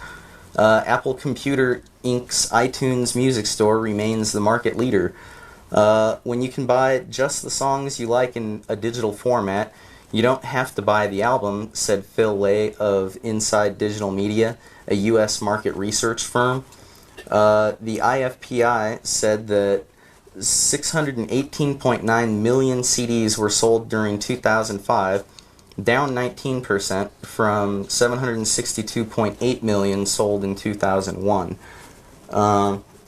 So the CD sales, they have taken a significant slump, but with this online activity, in Japan, digital has already made up for the decline in physical sales, and other markets should go this way. Japan was also noted for the strength for mobile downloads, which dominate the digital music market there. Only 9% of consumers in Japan downloaded their music to computers, compared to around 65% in the United States, Britain, and Germany. Coldplay's album X and Y was the biggest selling album of the year globally, with over 8 million copies flying off the shelves. It was also the biggest selling digital record of the year in the United States. Oh my, Coldplay. So, I think that's kind of cool, keeping music on digital formats, because, it's pretty handy, having digital formats. Like with MP3s and stuff, it's completely interchangeable. You can play them on so many different devices these days. Back when Napster first came out, and people were downloading music, there was this big uproar, and people were going so far as to say, the MP3s were bad, and, they shouldn't exist, and, now in just a few short years, the industry is booming, and people are making money off digital content. And MP3s shouldn't I don't think exist. It's just going to happen with They're taking our MP3s. I think it's going to continue to happen with all kinds of stuff. People are, playing Nintendogs, I think, is like some game you can play and have your own virtual dog. You know what I mean? they'll probably have people buying their own digital pets, I don't know, they've already had the little Neopet keychain pets. You know what I mean? It's a digital container for a little program. You know what I mean? It's pretty cool stuff here that people are making money just by getting ones and zeros, putting them together, and that's all that CDs are basically, ones and zeros encoded on the CD. And I don't know. I guess phone callers don't really think too much about this. I don't know. We have. You got them there. Yeah, we have one phone number. We have 629-0683. I think we also have 629-0708. Both lines are open. I don't know. I could just sit here and ramble on about this stuff, I guess. Yeah, that's what I think about that. In regards to this not very high times at the Playboy Mansion, I think it's just kind of funny that that they're having a rally there, a rights group, and Hugh Hefner's supposed to be this guy. I've seen him on reality TV, and they show him with all these different wives that he's got or whatever. So I guess we've established that he's a pimp. You know what I mean? I guess he's supposed to, be some big drug rights advocate, but he, there's a big thing, can't spark up there, even at over at the Playboy Mansion. So that's kind of funny. But and in regards to Adam Carolla, I think that if I were to see my face on a billboard, you know what I mean, all whacked out, that would be pretty crazy. I don't know. Granted, I've never seen my face up on a billboard, but I kind of might like that. Now that I think about it, we got a phone caller. Phone caller, you're on the air. Hello, you there, phone caller? No. All right, phone caller, you're on video virus. Hey, Hey, what's going on? so I stumbled on, turn that TV down, thank you. So I stumbled on to this show, and I'm kind of tripped out by the video. So this is kind of a boring question. I'm sure you'd rather have something more interesting, but since no one else has called, so how do you do the show? Like, Magic. I'm watching you. You have all these views traveling around. Yeah, basically, I'm being broadcast onto the internet right now via accesstucson.org. Yeah. And potentially there could be people all over the world watching me right now. And I don't know, that's kind of cool that there's a whole bunch of me, because it just multiplies my power out into cyberspace. So I can feel myself growing stronger as we speak. And So basically, can we, yeah. So can we. So is somebody behind the camera and moving the camera around? Yeah. Yeah, it's high. This is a So two-person then, project. Is it on a kind of a delay or something? Because all these different ones, is it a program doing it or what? Oh my God, dude. I'm bouncing around all over the Yes, place. you are. Good job. See, now you're gone. Oh my God, what are you doing? I'm dancing. Where'd you go? Ah! Yeah, see, that's cool. Is it on a delay? Yeah, well, when it goes out onto the internet, there is a little bit of a delay when it has to transfer, because, we're on live, and it gets encoded and transmitted, and by the time it buffers into people's browsers, there is a few second delay on there. Well, it makes it interesting because you could try a teleprompter. Are you comfortable with teleprompters down there? I don't know, for the news? Try it. And then you could look more at the camera. And now your video guy's playing with you. Teleprompters. It's the camera guy. I had all that Yes, shit my memorized. video I just had extraordinaire the here. notes for a reference. Yeah, so actually, because you got something going on, I like your presentation. I have a show down there as well. I do The Wanderer. I do it a couple times a week, but I do more nature stuff. But you've got something going here, so, Told you. yeah. You do. So I'll let you get back to your show, but I'll keep watching for a minute before I flip away. All right, very good. Well, glad you tuned in. Yeah, what's Thanks your for name? calling. What is your name? Oh, I'm JJ. I'm going to write that down, JJ. Otherwise JJ. referred to as J squared. Oh, Because, that's cool. JJ. Yeah, I get it. Great, thanks. Mm-hmm. So that's cool. I'm entertaining people for a few seconds at a time. That's really the best way this show is probably digested, is a few minutes, few seconds at a time. Because otherwise it just might overload you. All these me's filling up. Jeez, man, I'm almost like, wow, that's almost like seeing myself up on a bulletin board, and it is kind of freaky. I tell you what. But. And also, yeah, I don't know. In regards to this Google deleting its own blog thing, yeah, I already said my opinion earlier, but it's still basically the same. Google made a mistake, and this student, took advantage of it, but he didn't have anything malicious in mind. He was just kind of helping Google out. So That's pretty cool. Malicious. I love that And word. it was kind of interesting that he could take over their stuff, and it wasn't even illegal or anything because there was no hacking involved. He just sort of hopped up and took the Google blog account when nobody was looking, when Google had deleted it accidentally. I don't know, phone caller, you're on the air. Is my mic Yo, on nigga, this why whole the fuck you gotta let that bitch talk shit in your face? I'm gonna mic fight you. Goes, what's up? I don't know, man, but you already broke one of my rules. Hey, what's up, man? Hey, what's going on? Is Bill Bowler next to you in the next studio? Bill Bowler? No, he's sitting right next to me. What's his number? What's his number? He doesn't have a number. He's so full of crap. I'm gonna call him and tell him he's full of crap. I don't know. These numbers are 624-2792 and He's not sitting next to you, is he? 624-2730. Can you flip him off for me real quick? Do what now? Flip him off for me real quick. Flip him off. Nah, man. I'm not. I don't like doing that He's kind of a stuff. moron, dude. This guy is a total moron. He's sitting there. darn! And look at We his have tie. another phone caller. Phone caller. Do you have anything else to say? No, actually, I'm trying to screw up. My damn computer's all screwed up with all pop-ups and crap. Oh man. Well, take care of that stuff. All right, take it easy, Bo. All right. Phone caller. You're on the air. Yeah, earlier you were talking about Kurt Cobain and how Courtney Love had sold out the entire Nirvana songbook. Sure was. Have you heard about like them making an action figure? It's ridiculous. No, I haven't. Are they doing that? Yeah, and you know what?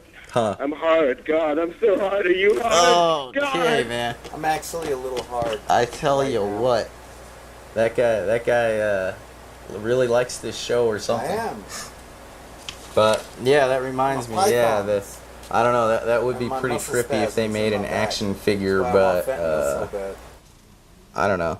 I mean, you've got a song collection worth $50 million. I mean, I don't know. Isn't that kind of corporate when you're dealing with that much money? I mean, I don't know. We could probably go up online. I mean, I'm sure if Courtney, has the publishing rights, she probably has her own publishing company.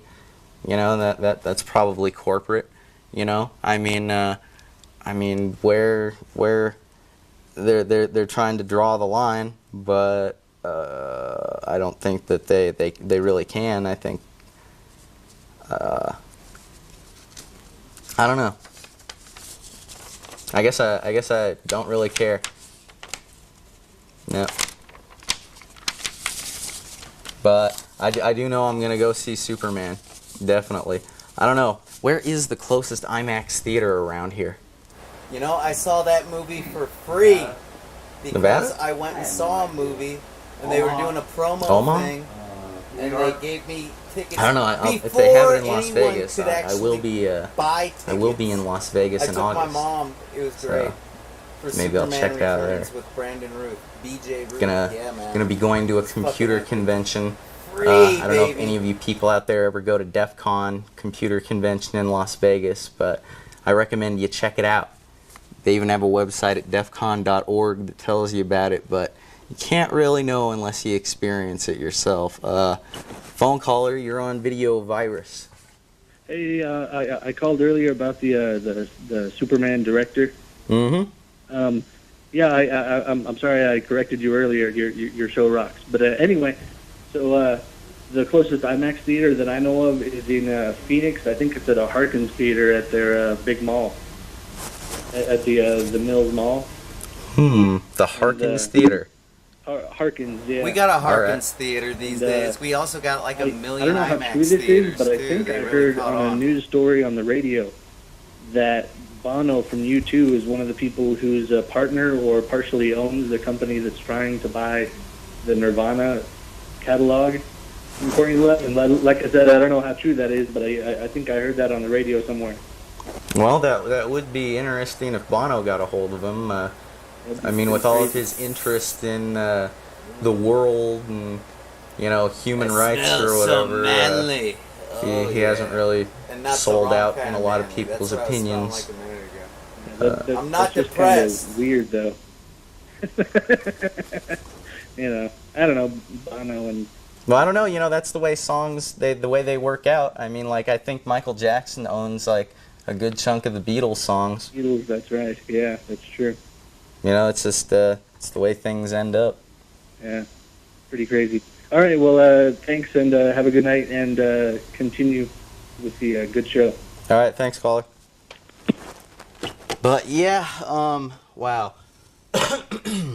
Excuse me. We've only got 7 minutes of programming left, so I think it's been another fun, action-packed episode. Oh yeah, tons of action. I don't know. It gave me another reason to come downtown again. It's pretty nice. It looked like it was gonna rain out there. It was kind of cold. Downtown is always Yeah, nice. but it is nice if it doesn't rain. I don't know. I didn't bring a jacket, so I've got a ride home. Thank goodness. It's gonna be nice not having to stand out in the rain or nothing. But yeah, definitely gonna have to. Well, I don't know. I probably won't go up to Phoenix to see Superman just because I probably won't find a way up there. I'll probably get to Vegas before I get to Phoenix. I mean, June 30th. It's still a ways away. But yeah. Oh, I guess I should mention the forum again as well, just to plug away.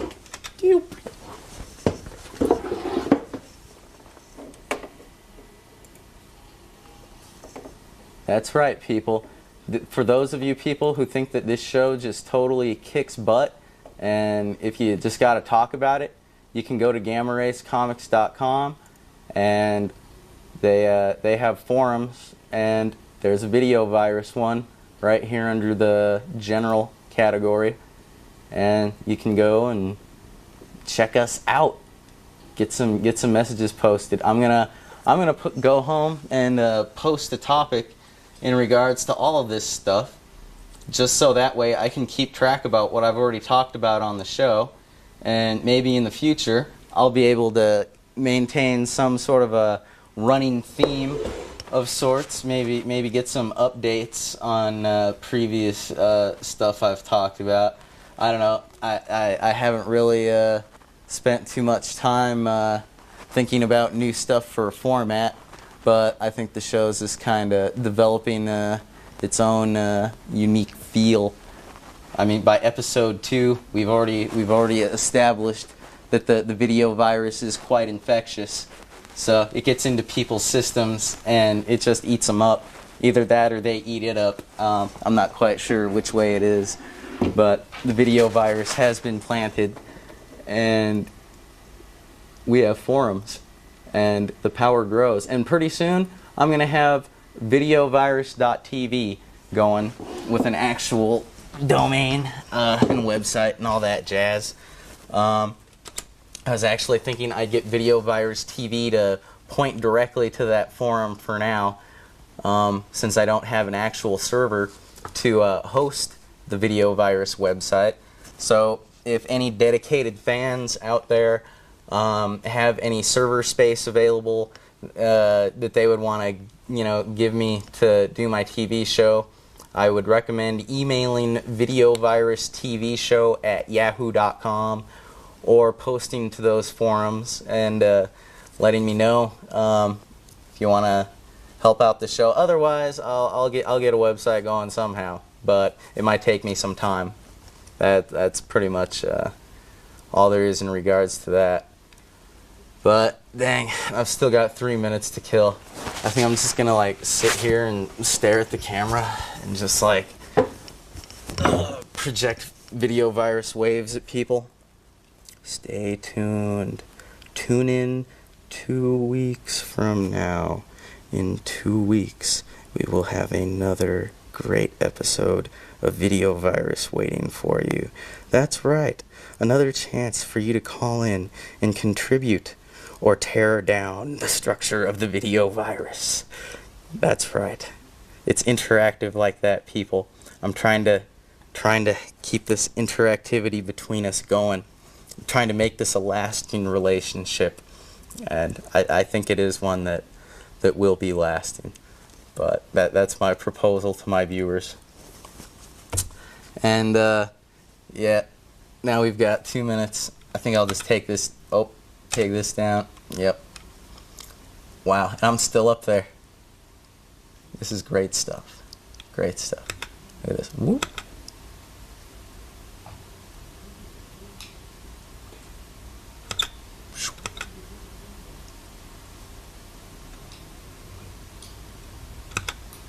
Shoop.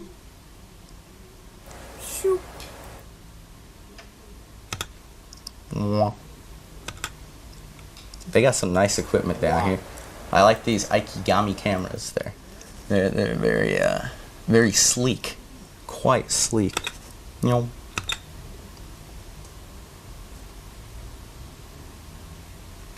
So stay tuned.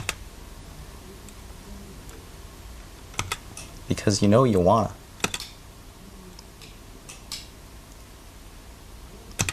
You can't get enough of this video virus.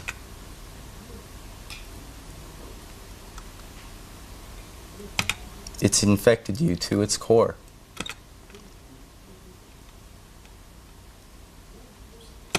You cannot deny the power of the video virus. And its most excellent host, JJ. That's right.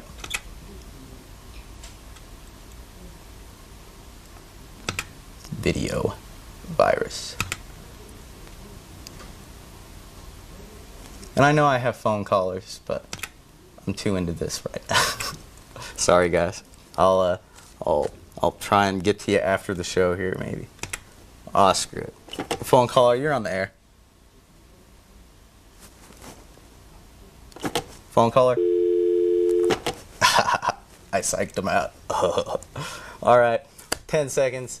This has been Video Virus. Tune in Fridays at 8 o'clock, channel 7398 here. Access Tucson. Don't miss it or you're lame. I'm JJ. I'm gone. Bye.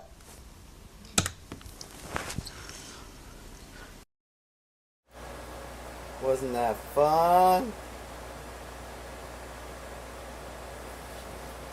Check. Alright, just making sure, because I guess my microphone was on for like the entire first hour and a half or something, and you probably heard a residual echo effect. Maybe you heard me making an off comment here and there. I can't remember what I said. I'm pretty drunk right now, so it's all good. Like, if you're okay with it, I'm okay with it. But you know, J squared, I cannot deny the power of the video virus. It's true. And I would never try to deny that ultimate power that you wielded like a freaking wizard from a Harry Potter movie or some shit. I don't know, I don't really get into Harry Potter too much, but I know a little bit about it. Like, my old singer, a guitar player guy, used to read all the books. And he'd tell me about them on tour. About the twins, about, like, all the spells. Like, it's like as if I read them. And like as if I watched the movies, I guess. I mean, they are based off the books, right? Alright, where was I? Oh, yeah. Here. I want to get serious for a moment. I'm going to straighten out my image.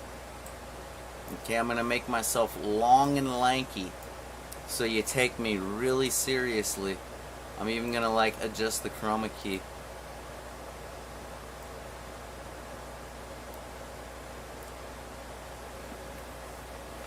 Alright, and I won't lean so close to the camera because I know the microphone can pick me up. It's a pretty good camera, man. I really... No, Mark is a really good cameraman. That is a really good camera. Man. Alright. That's what's up.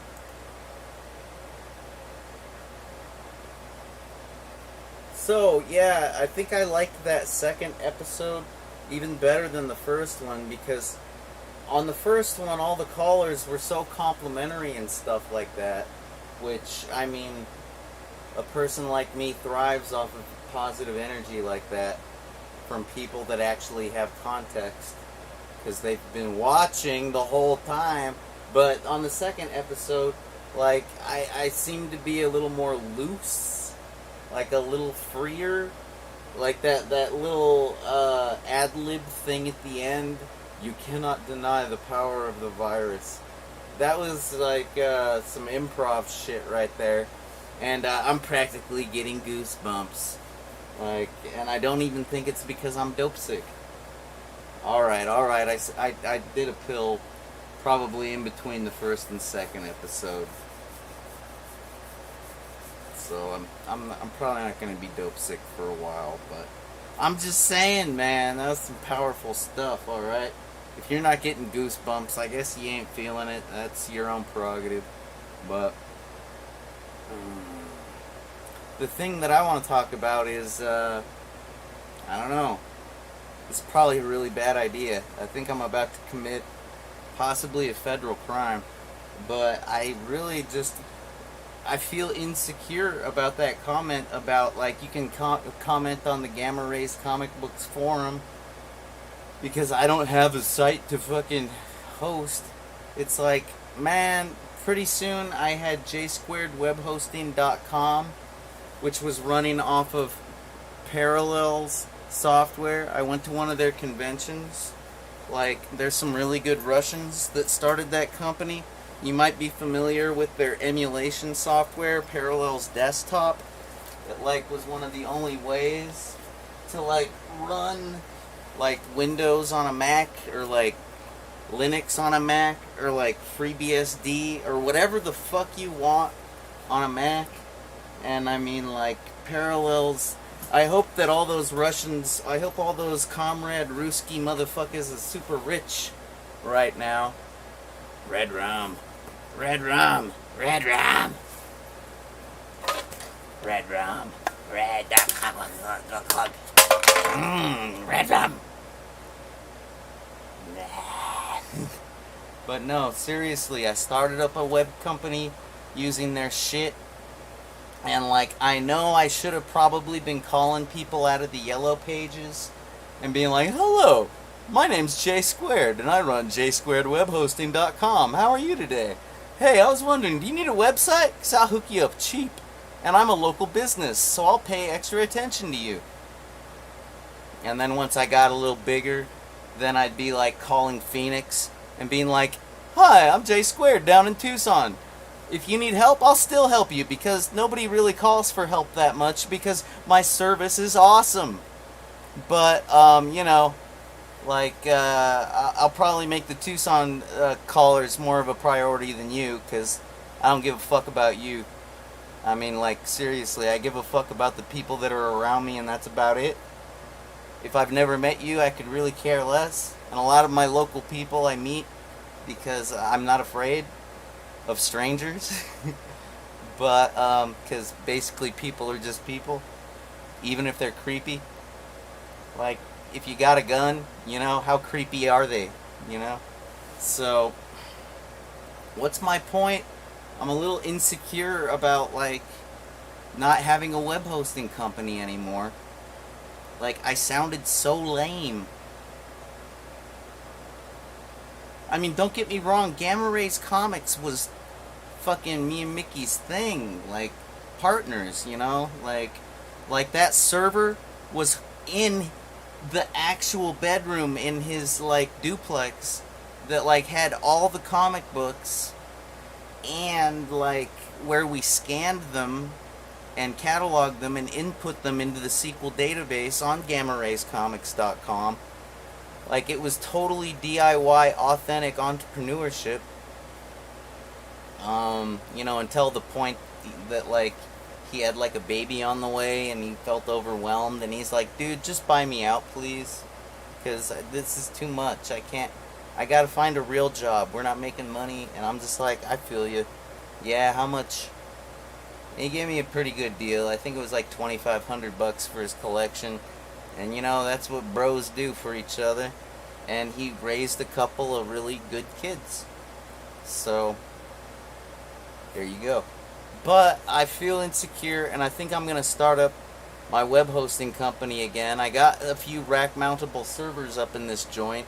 And not only that, but that's not even going to be, like, my thing, okay? Like, DigitalOcean, you know, droplets on the internet or whatever, like, they didn't have nothing like that back in the day. Like, that is so ultra cheap and ultra convenient. Like, to not have your own server and host your own site. Like, okay, look. I really appreciate Infinity hosting because they've been hosting Bright Idea Records for a while now. Like GoDaddy, I registered the domain, and like they're an Arizona company. They're right up the street, and like they've paid for spokespeople like that race car chick. Isn't that the chick from Wonder Years? Isn't she like a genius? That's not the same chick, is it? It's some other chick, right? Not Danica Patrick, that races cars. I can't remember.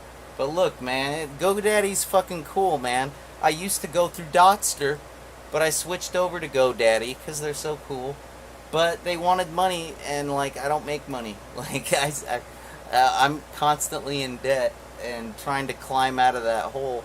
So when I switched over to Infinity hosting, I think they're in India. I'm not certain about that, but they're fucking free and like free! Fucking free! And if you know what SoundCloud song that's from, then you're a big JJ Styles fan.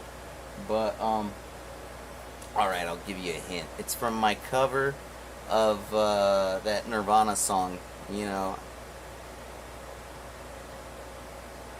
Oh, spoil. About a Girl, my acoustic guitar, or no.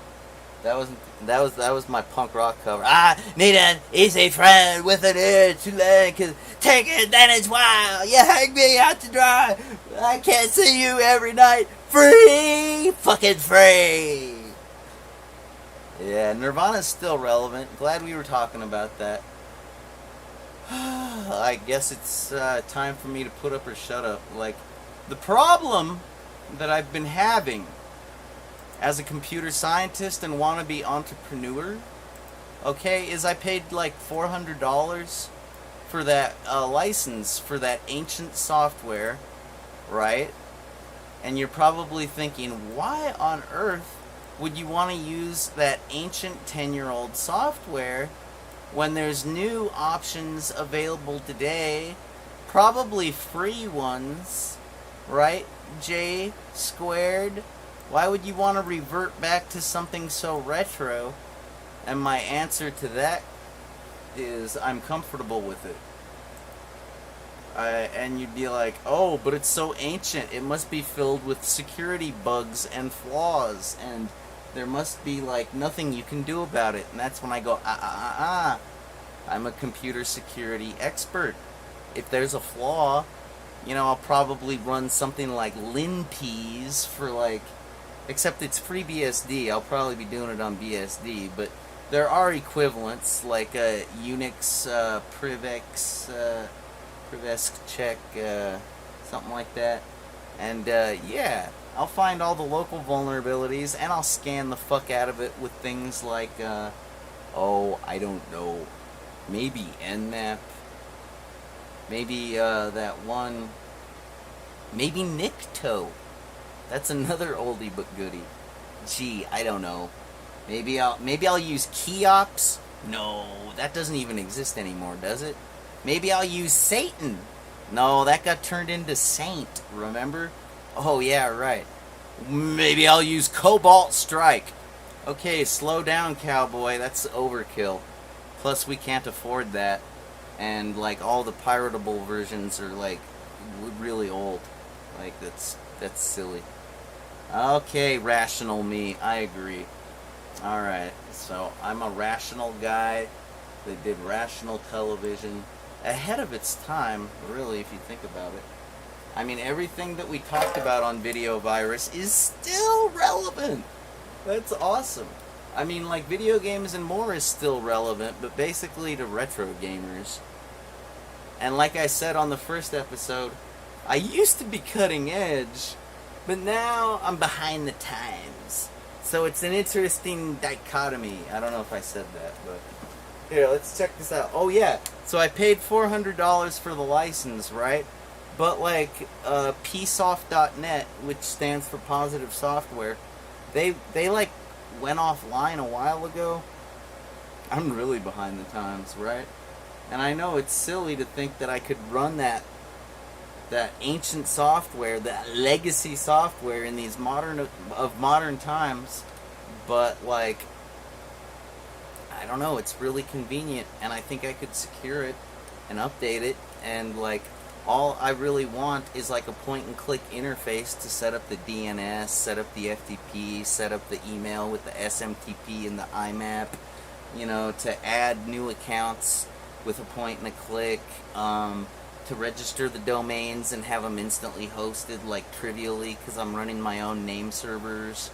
Like, that's all I really want, like a full-featured web hosting suite. But I don't have any of the binaries anymore, like to install the program, because psoft.net died. What's a man to do? Gee, you're so manly, Jay. You're such a man. You really take action. You're a real proactive motherfucker. So this company got shut down for being fraudulent. I don't know. I think the government actually sees the domain name and is technically in charge right now. I did this back in February, but I've been really busy. Like I've been like dope sick. Like it's fucked up. But actually, my weakness has become my strength, because I'm so angry about being dope sick that I've gone and done what needed to be done. Let me explain. I think you're gonna love this. And if I go to federal prison for this, then that's fucked up, because that's not like what America's about. I'm being open and honest with you. I'm not trying to be sneaky. Alright? Like, I was pretty sneaky by pulling this off in the first place, but I didn't know I was gonna pull it off until I did. It's kind of like the that radio show hack I did with the votes and the $500. Like, I didn't keep the $500 because I'm not a cheater. But anyways, this company, they were cheaters. They cheated honest people out of their money. Apparently they, that's what I understand anyways. I don't think it's a real company because nobody's used it since 2014. It's like when all the last SQL database entries were, like when all the files were last touched. And I think it started in 2008. Granted, I don't know. Because, I mean, those are just file dates, you know, like when you type in list directory ls-a l, and you get to see the permissions and the file creation date. So, I'll continue to tell my story. This is a company made by capitalist entrepreneurs. I got taken advantage of by some entrepreneurs. They ran a thing called AWS, which stood for Amazing Wealth Systems. But of course, because they use that acronym, they sound very trustable, don't they? It's almost like Amazon Web Services. It's almost like oh no.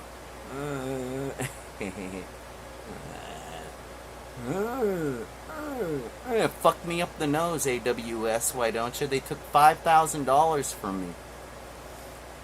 And to be quite frank, that didn't need to happen.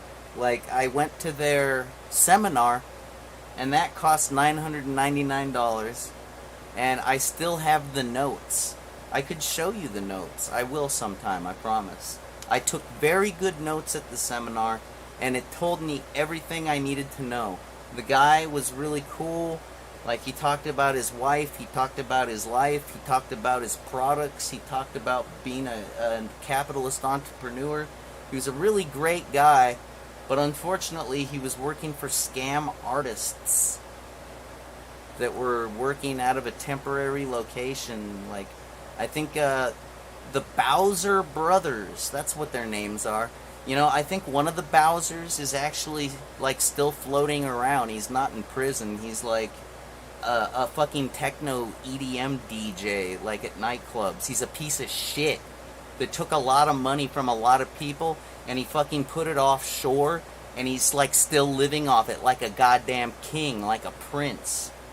And he's a piece of shit that fucking robbed me and robbed a lot of innocent old people that were trying to, like, you know, stay busy in their retirement years, okay? I guess some people are actually happy with the services that AWS provided. Not me. I got $500 back from the FTC.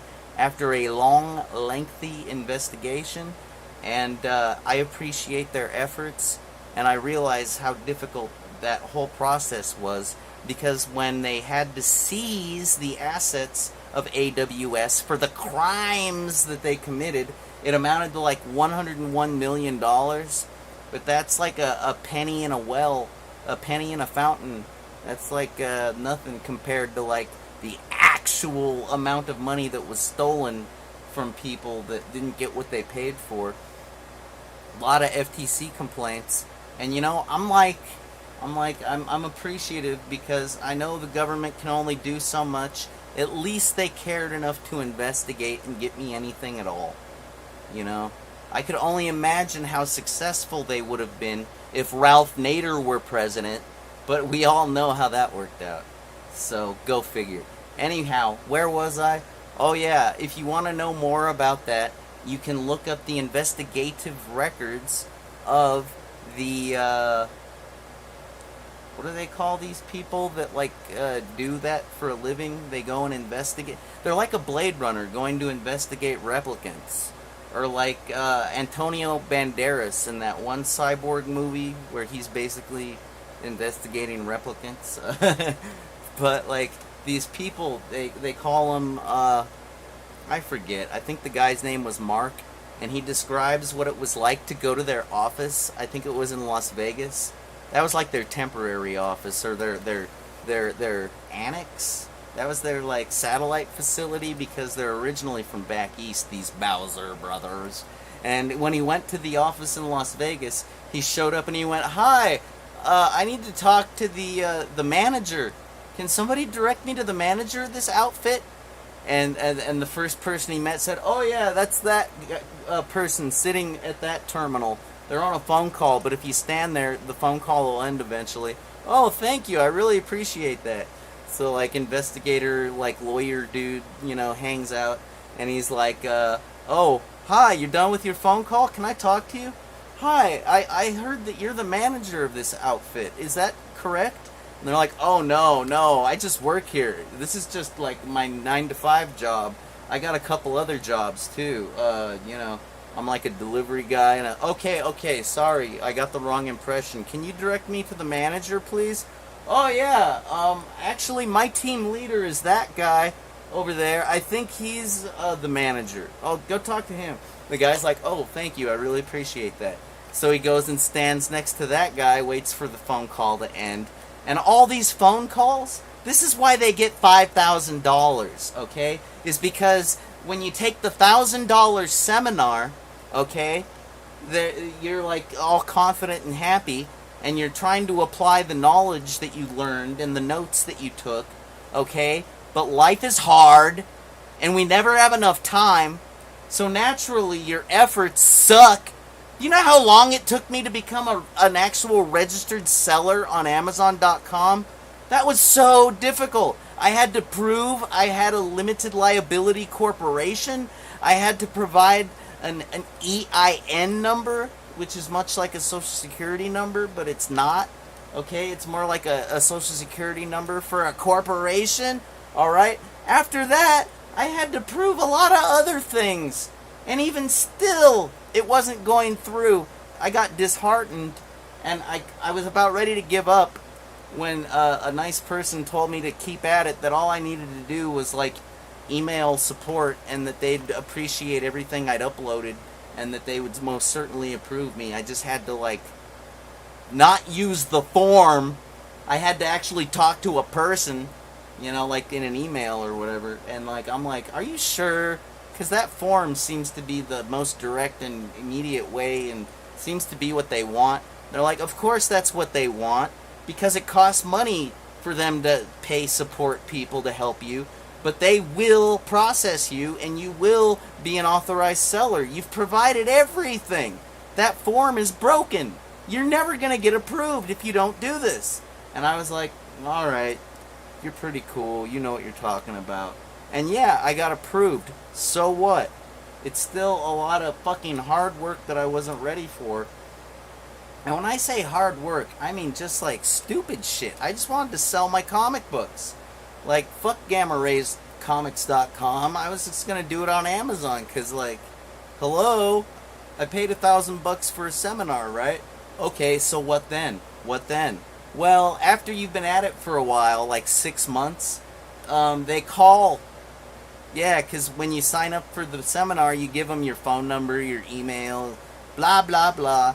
You know, maybe a credit card number. So what? So they call to belittle you with all kinds of like little needle. They're needling you. They're razzing you. They're taking their jabs left and right, saying things like, "Oh, so how's the business going? Oh, could be better. You know, actually, we have private support available, and we guarantee that if you subscribe to our private support, we guarantee that we will hold your hand, wipe your ass, and walk you through the process of becoming a millionaire." And that's when I said, that doesn't sound very likely. I mean, guarantee? There are very few guarantees in life. How can you say such a thing? And they say, well, that's just the kind of support that we provide, and that's just the kind of company we are. You went to the seminar, you felt the experience, you know that we're there to help you, so all you got to do is give us $5,000, or 25 grand, or 50 grand. That's right, for 50 grand you can have the gold package, for 25 grand you can have the silver package, and for 5 grand you can have the bronze package. I assume you want the gold package? Well, I mean, I don't know. What do you do again?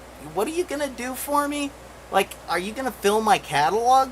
Because I have a bunch of comic books I'm trying to sell. I don't think you can fill my catalog for me.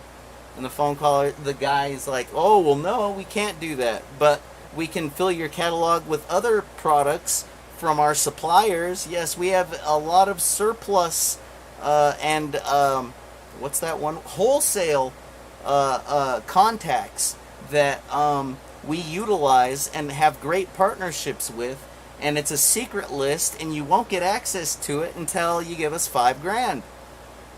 By the way, the list wasn't that great. It was basically, you know what a wholesaler's license is? Like, you kind of need that just to even do business with the people on that list. Anyhow, where was I? So naturally, I'm like, look, I can't afford silver or gold, and I can't afford bronze either. I mean, my credit card only goes up to like $2,500 right now, I think. And they're like, oh, have you tried applying for any more credit? I'm like, what do you mean? And he's like, well, is your credit card a business credit card, or is it your personal credit card? I'm like, it's my personal. What, business credit cards exist? What's that all about?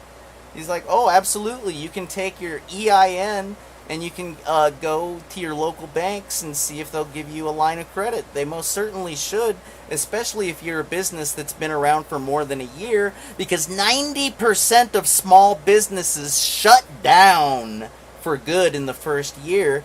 So if you last past the first 12 months, you're a goddamn marathon running Olympiad when it comes to entrepreneurship.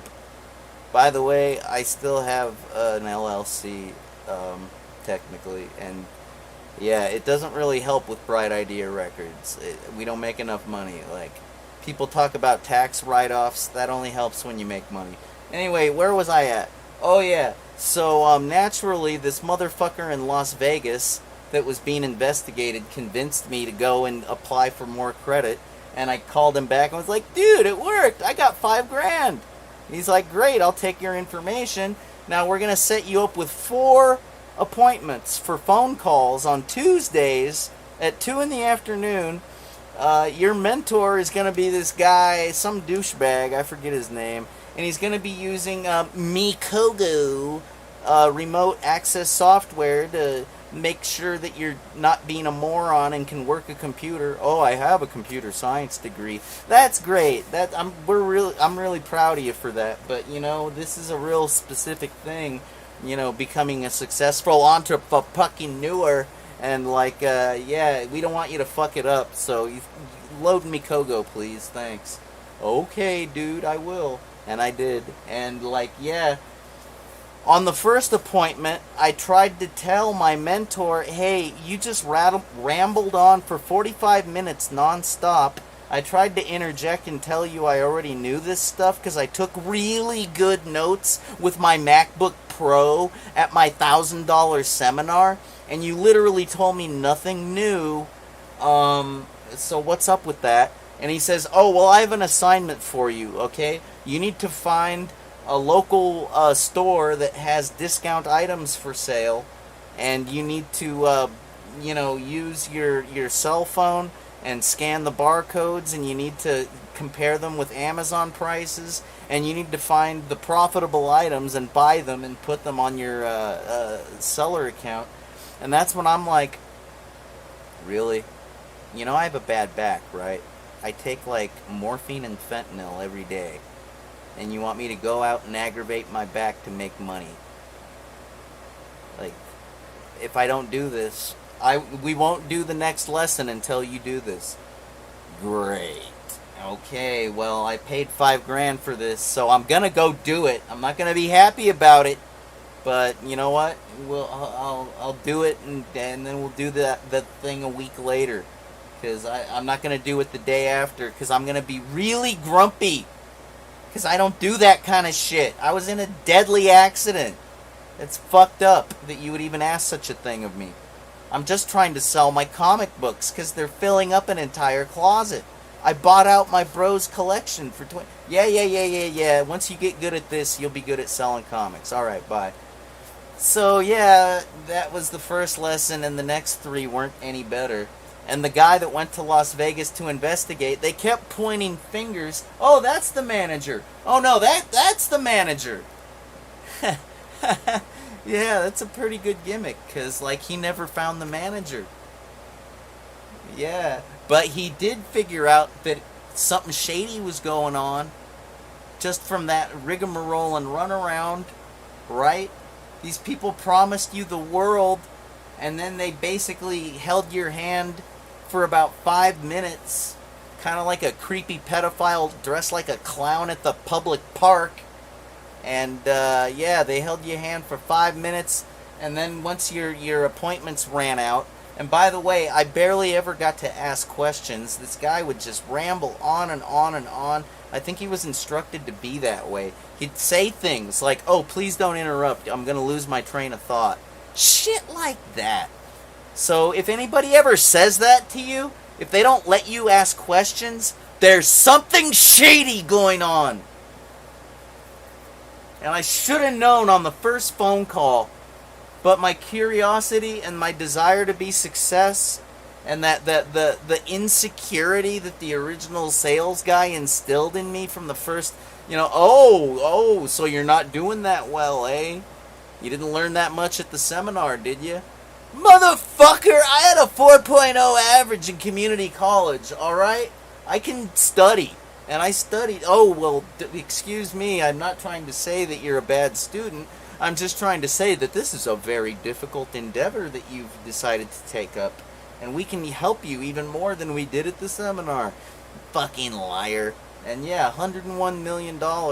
So there's a lot of scams and a lot of wannabe capitalist entrepreneurs that like to take advantage of poor people and rich people any way they possibly can, and they get away with it because it's called white-collar crime. So anyways, I'm not one of those people. I'm more of a blue-collar oi boy, even though I don't work much because I'm pretty worthless to the world. I would like to get my web hosting operation back up again, even though I can't get my software from my vendor because they shut down or got bought out. I think they got bought out by like Platypus Software. Who's the company that runs that one billing program? The one that everybody uses? The internet billing program that people have been using since like 20 years ago, back when I worked at an ISP. I'm not going to mention their name because I don't want them to sue me. But you know the one I'm talking about. Anyways, I want my fucking software that I paid for. So what did I do? I went and I found this place that got shut down by the government. Here, you're gonna like this. You're gonna like this. You're gonna like this. I guarantee you're gonna like this. All right? Because look at what it says. Here, I'm gonna move myself off the screen here. I can do this. Let's see. Yeah, so it says, in 1998, blah, blah, fucking blah, capitalism's great, capitalism rules, nobody ever gets hurt by capitalism, blah, blah, blah. Not when a bad car gets made and it rolls over because it's top heavy. Not when a bad medication gets made and people get cancer. Not when a bad outfit is run and they didn't do the appropriate upkeep on their building and it fucking crumbles and kills everyone. No, capitalism fucking rules, man. Hey, you know what? I'm not saying that like anything else out there is better. Alright? It's pretty good for what it is, but it ain't fucking perfect. Alright? So don't go acting like it is, flag waver. Okay? In 1998, after building and fostering various successful network marketing companies, Mr. Kin founded EFT Holdings Inc., which he has built into a multi-million-dollar publicly traded company. The experience and achievements of Mr. Kin, the founder and CEO of EFT, have contributed greatly to the success of the company. Multiple accomplishments of both the company and Mr. Kin, along with the broad consumer praise from all over the world, confirms EFT's commitment to delivering superb products. Man, I tell you what, knowing what I know right now at this moment, I hate these guys as much as AWS, these fraudsters, man. I hope I'm not wrong, because I could get sued for libel and slander. But like I said, this site hasn't been used in about 8 years, okay? So I'll continue. In March 2002, EFT was listed in the United States Better Business Bureau. In 2003, EFT was elected as an official member of the U.S. Chamber of Commerce. Oh wait, should that be a slow clap? Like, I don't know, because like, I'm kind of special ed and I don't know the difference. It seems like it could be a slow clap. I don't know. Is that supposed to be ironic, the slow clap? I really don't get it, man. Social cues are not my forte. Anyways, I'm kind of like, I think I said it on a previous stream, I'm like half like ADD, half like savant, and like half autistic or Asperger's or something fucked up like that, because my life sucks, and I don't know why, because I feel like I might be smart, but not at much. So, just shit that I care about. I'm not really smart about money, because I never cared about it. It doesn't mean shit. It doesn't make you who you are. That makes you who you are. What's inside, okay, people? Seriously. And you can tell, but when you watch Video Virus, that I was the same back then, too. Okay, I like this part the best. We keep it simple. Products contained in this website are not sold or offered for sale in the U.S. Secretary of Economic Commerce? Or is that like security? I don't know. The SE-fucking-C.gov. Ooh, very, very, very official, right? You fucking fraudsters. And look at all these domains that they had registered. Like, oh my god, how more legit can you be, right? Right? Granted, I could have done the same thing back when I was doing Video Virus, because I was running the same software. Remember these guys? It's basically a web hosting company in a box for like $400, and you can like register the domains, and unless you do the what do they call it? IntSec? SecInt? Or like the intelligence, unless you do a background search on the IP addresses and like who owns them, which you can't really do these days because the entire WHOIS system is completely fucked, but I digress. You know, maybe you could find footprints, you know, you find a breadcrumb that leads to a breadcrumb that leads to a breadcrumb, and the next thing you know, you got a fucking cake. So, and you know how Portal, you know how cakes are. You know, Gladys? Okay, anyway. Where was I? Oh yeah, look at all these very official looking domains, right? Oh my god, they're so official. I'm gonna have to become an entrepreneur, and I'm gonna have to work with these guys, because they got access to products that don't get sold by law, by the SEC. They don't get sold in the US, so it's like I've monopolized the market by hooking up with these fuckers. And the way they say it, like, look at that, look at that, look at that. We keep it simple. Oh, like even an ADD, autistic, Aspergery kind of fucking savant like me could do it? Really? It's that simple?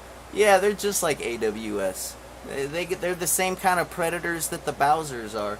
Anyways, where was I? Oh yeah. So I needed the software because it's obvious if I type in something like ASDF, right? Oh, H-Sphere, that's me. Yeah, I found you on Google because I was looking for H-Sphere because I can't get my fucking binaries that I paid for. I want to reinstall and put it on DigitalOcean. I want to fucking fix all the security vulnerabilities and make it publicly known what I did. Make like a tutorial and put it on YouTube because I'm that fucking awesome. But I can't because I can't even get the binaries. I've like emailed people. There's only like a dozen businesses on the entire internet that are even still hosting websites using this software. I think one's in Ireland and another is like, you know, the point is they don't really want competition. So they don't really want to give me the binaries. They figure I'm going to become another capitalist pig competitor, when in reality, I just want to be able to host my shit like any dignified college graduate of computer science. Alright? Dignified. Not humiliated like people that have to piss in a cup. And I don't care if you're alone. Somebody has to hand you the cup, and that's humiliating. Because you know what they're thinking. They're thinking, this guy has no libido. Look at his opioid prescription. He must be like a eunuch. Like a chemical eunuch. Yeah, you know what? When you're young, you have enough self-confidence to look past that shit.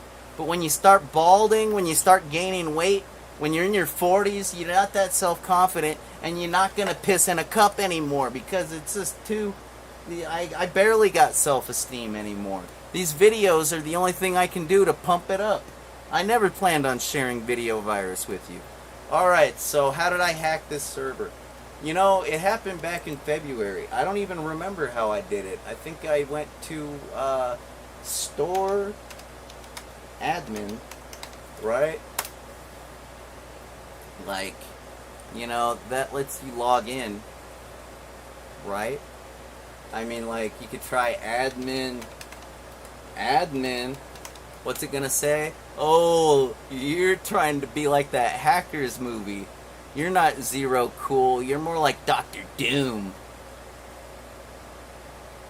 Joey, I'm gonna slap the shit out of you, man. You gotta stop letting your mama dress you. I swear to God, this whole Generation Z crowd, I'm pretty sure their mamas dress them. I just get that impression. And you know what? I don't judge. My mama dressed me. She put me in Bugle Boys. Are those Bugle Boy jeans? Mm-hmm. And you know, like, I trusted my mama implicitly. Granted, some of you people might want to start questioning your mama. I'm sorry. It's the holidays. I really don't want to go there. Alright, so what's my point? Yeah, no, it's going to take better hacker skills than that. Granted, I can't really remember, but somehow I did stumble upon this here backups directory. Yeah, this is where the federal crime starts. But like I said, I'm divulging it and I didn't hurt anybody. This domain has been shut down for years. And they were the ones that hurt people. Okay? Not me. You got that? You understand the difference? Like, if you're a hacker that hurts people, good luck. But if you're a hacker that doesn't hurt people, there's a fucking difference, okay? 2600 Magazine has been saying that for how long now? Like a million fucking... since 1984? Okay, thank you, Emmanuel Goldstein. And I don't mean serial killer. And yeah, where was I? Oh yeah, so first I loaded my awesome little, simple, PHP code. This is my favorite backdoor in the whole world. Because, like, all you gotta do... I modified it so you specify a variable called date. Okay.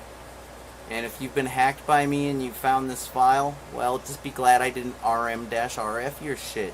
Because I left clues behind so you would notice how fucked your system was. Because it's really hard to get people to pay attention when you're a nobody. Nobody takes me seriously. I'm a good guy. But nobody gives a fuck. All they hear is what they want to hear.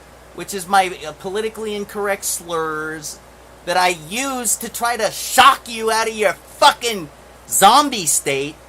But it's never gonna work, because you're just gonna think I'm a bigot, even though I've been doing shit like Video Virus at a very, like, open-minded public access station where everybody was either a hippie or a freaking patriot, or like, and when I say that I mean a libertarian, you know, like a real patriot, like a freaking religious person, like the kind that believes in God and worries about your soul, like whether they're Eckankar, whether they're Baptist, like whether they're Satanist. Like, seriously, all the people at Public Access were doing religious programs because they cared. Some people thought they were wingnuts, but I knew them personally. They actually cared. Just like all the musicians that went on basically cared about what the message was in their music and the sound that they were trying to create in order to make a progressive future. And so we aren't walking around listening to fucking elevator music like a bunch of, like, preschoolers, you know? Like, come on, adults. You know what's right. You know what's wrong. You don't have to act like a child anymore. You're a fucking adult. Grow up. Alright, where was I? So I used my awesome little whatchamacallit script, right? And now, oh, what do I do? Oh, it's not quite root, but like, it's definitely LFI? RCE? Maybe. I guess. I'd just call it a motherfucking backdoor, yo. I'd call it a web shell. You could call it RCE. What is that? Remote code execution? You could call it LFI. What is that? Local file inclusion? I don't know. I never got my CISSP. My boss had one at Sassiadec Information Technology. Oops, did I say that? Yeah, but I got fired for not doing my job because I had a conspiracy against me 1 year after my fucking rollover. That guy Kelly that got his roommate hired in my place is a fucking... I want to use a slur, but I'm just going to say a bad person. Like, not a fellow human. He's basically like an opportunistic little backstabbing biznatch, okay? And the guy was a lot older than me and probably hadn't recently gone through a major head injury like I did, and probably didn't have post-traumatic stress from his drummer dying in his fucking arms like I did. Saying his name, JJ, and then the blood comes gurgling out. Yeah. And then, come on, man, breathe. Oh, man, this tastes really irony. Oh, irony. How ironic. That blood tastes like iron. Yeah, so fucking ironic. Anyways, yeah, so, like, look, long story short, let me see. I'll show you why I'm so happy about this. Let me take myself off the screen. Like, if I go and do, like...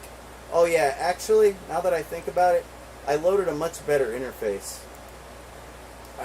I'm not sure. I normally use, like, the B7EEAK. It's like a built-in web shell that's, like, really popular.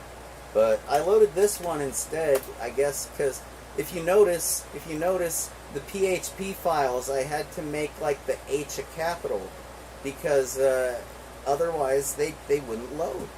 And like I said, I can't remember how I did the remote file upload, but once I did that, I basically owned the HTTPD account, right? So now I got this lovely web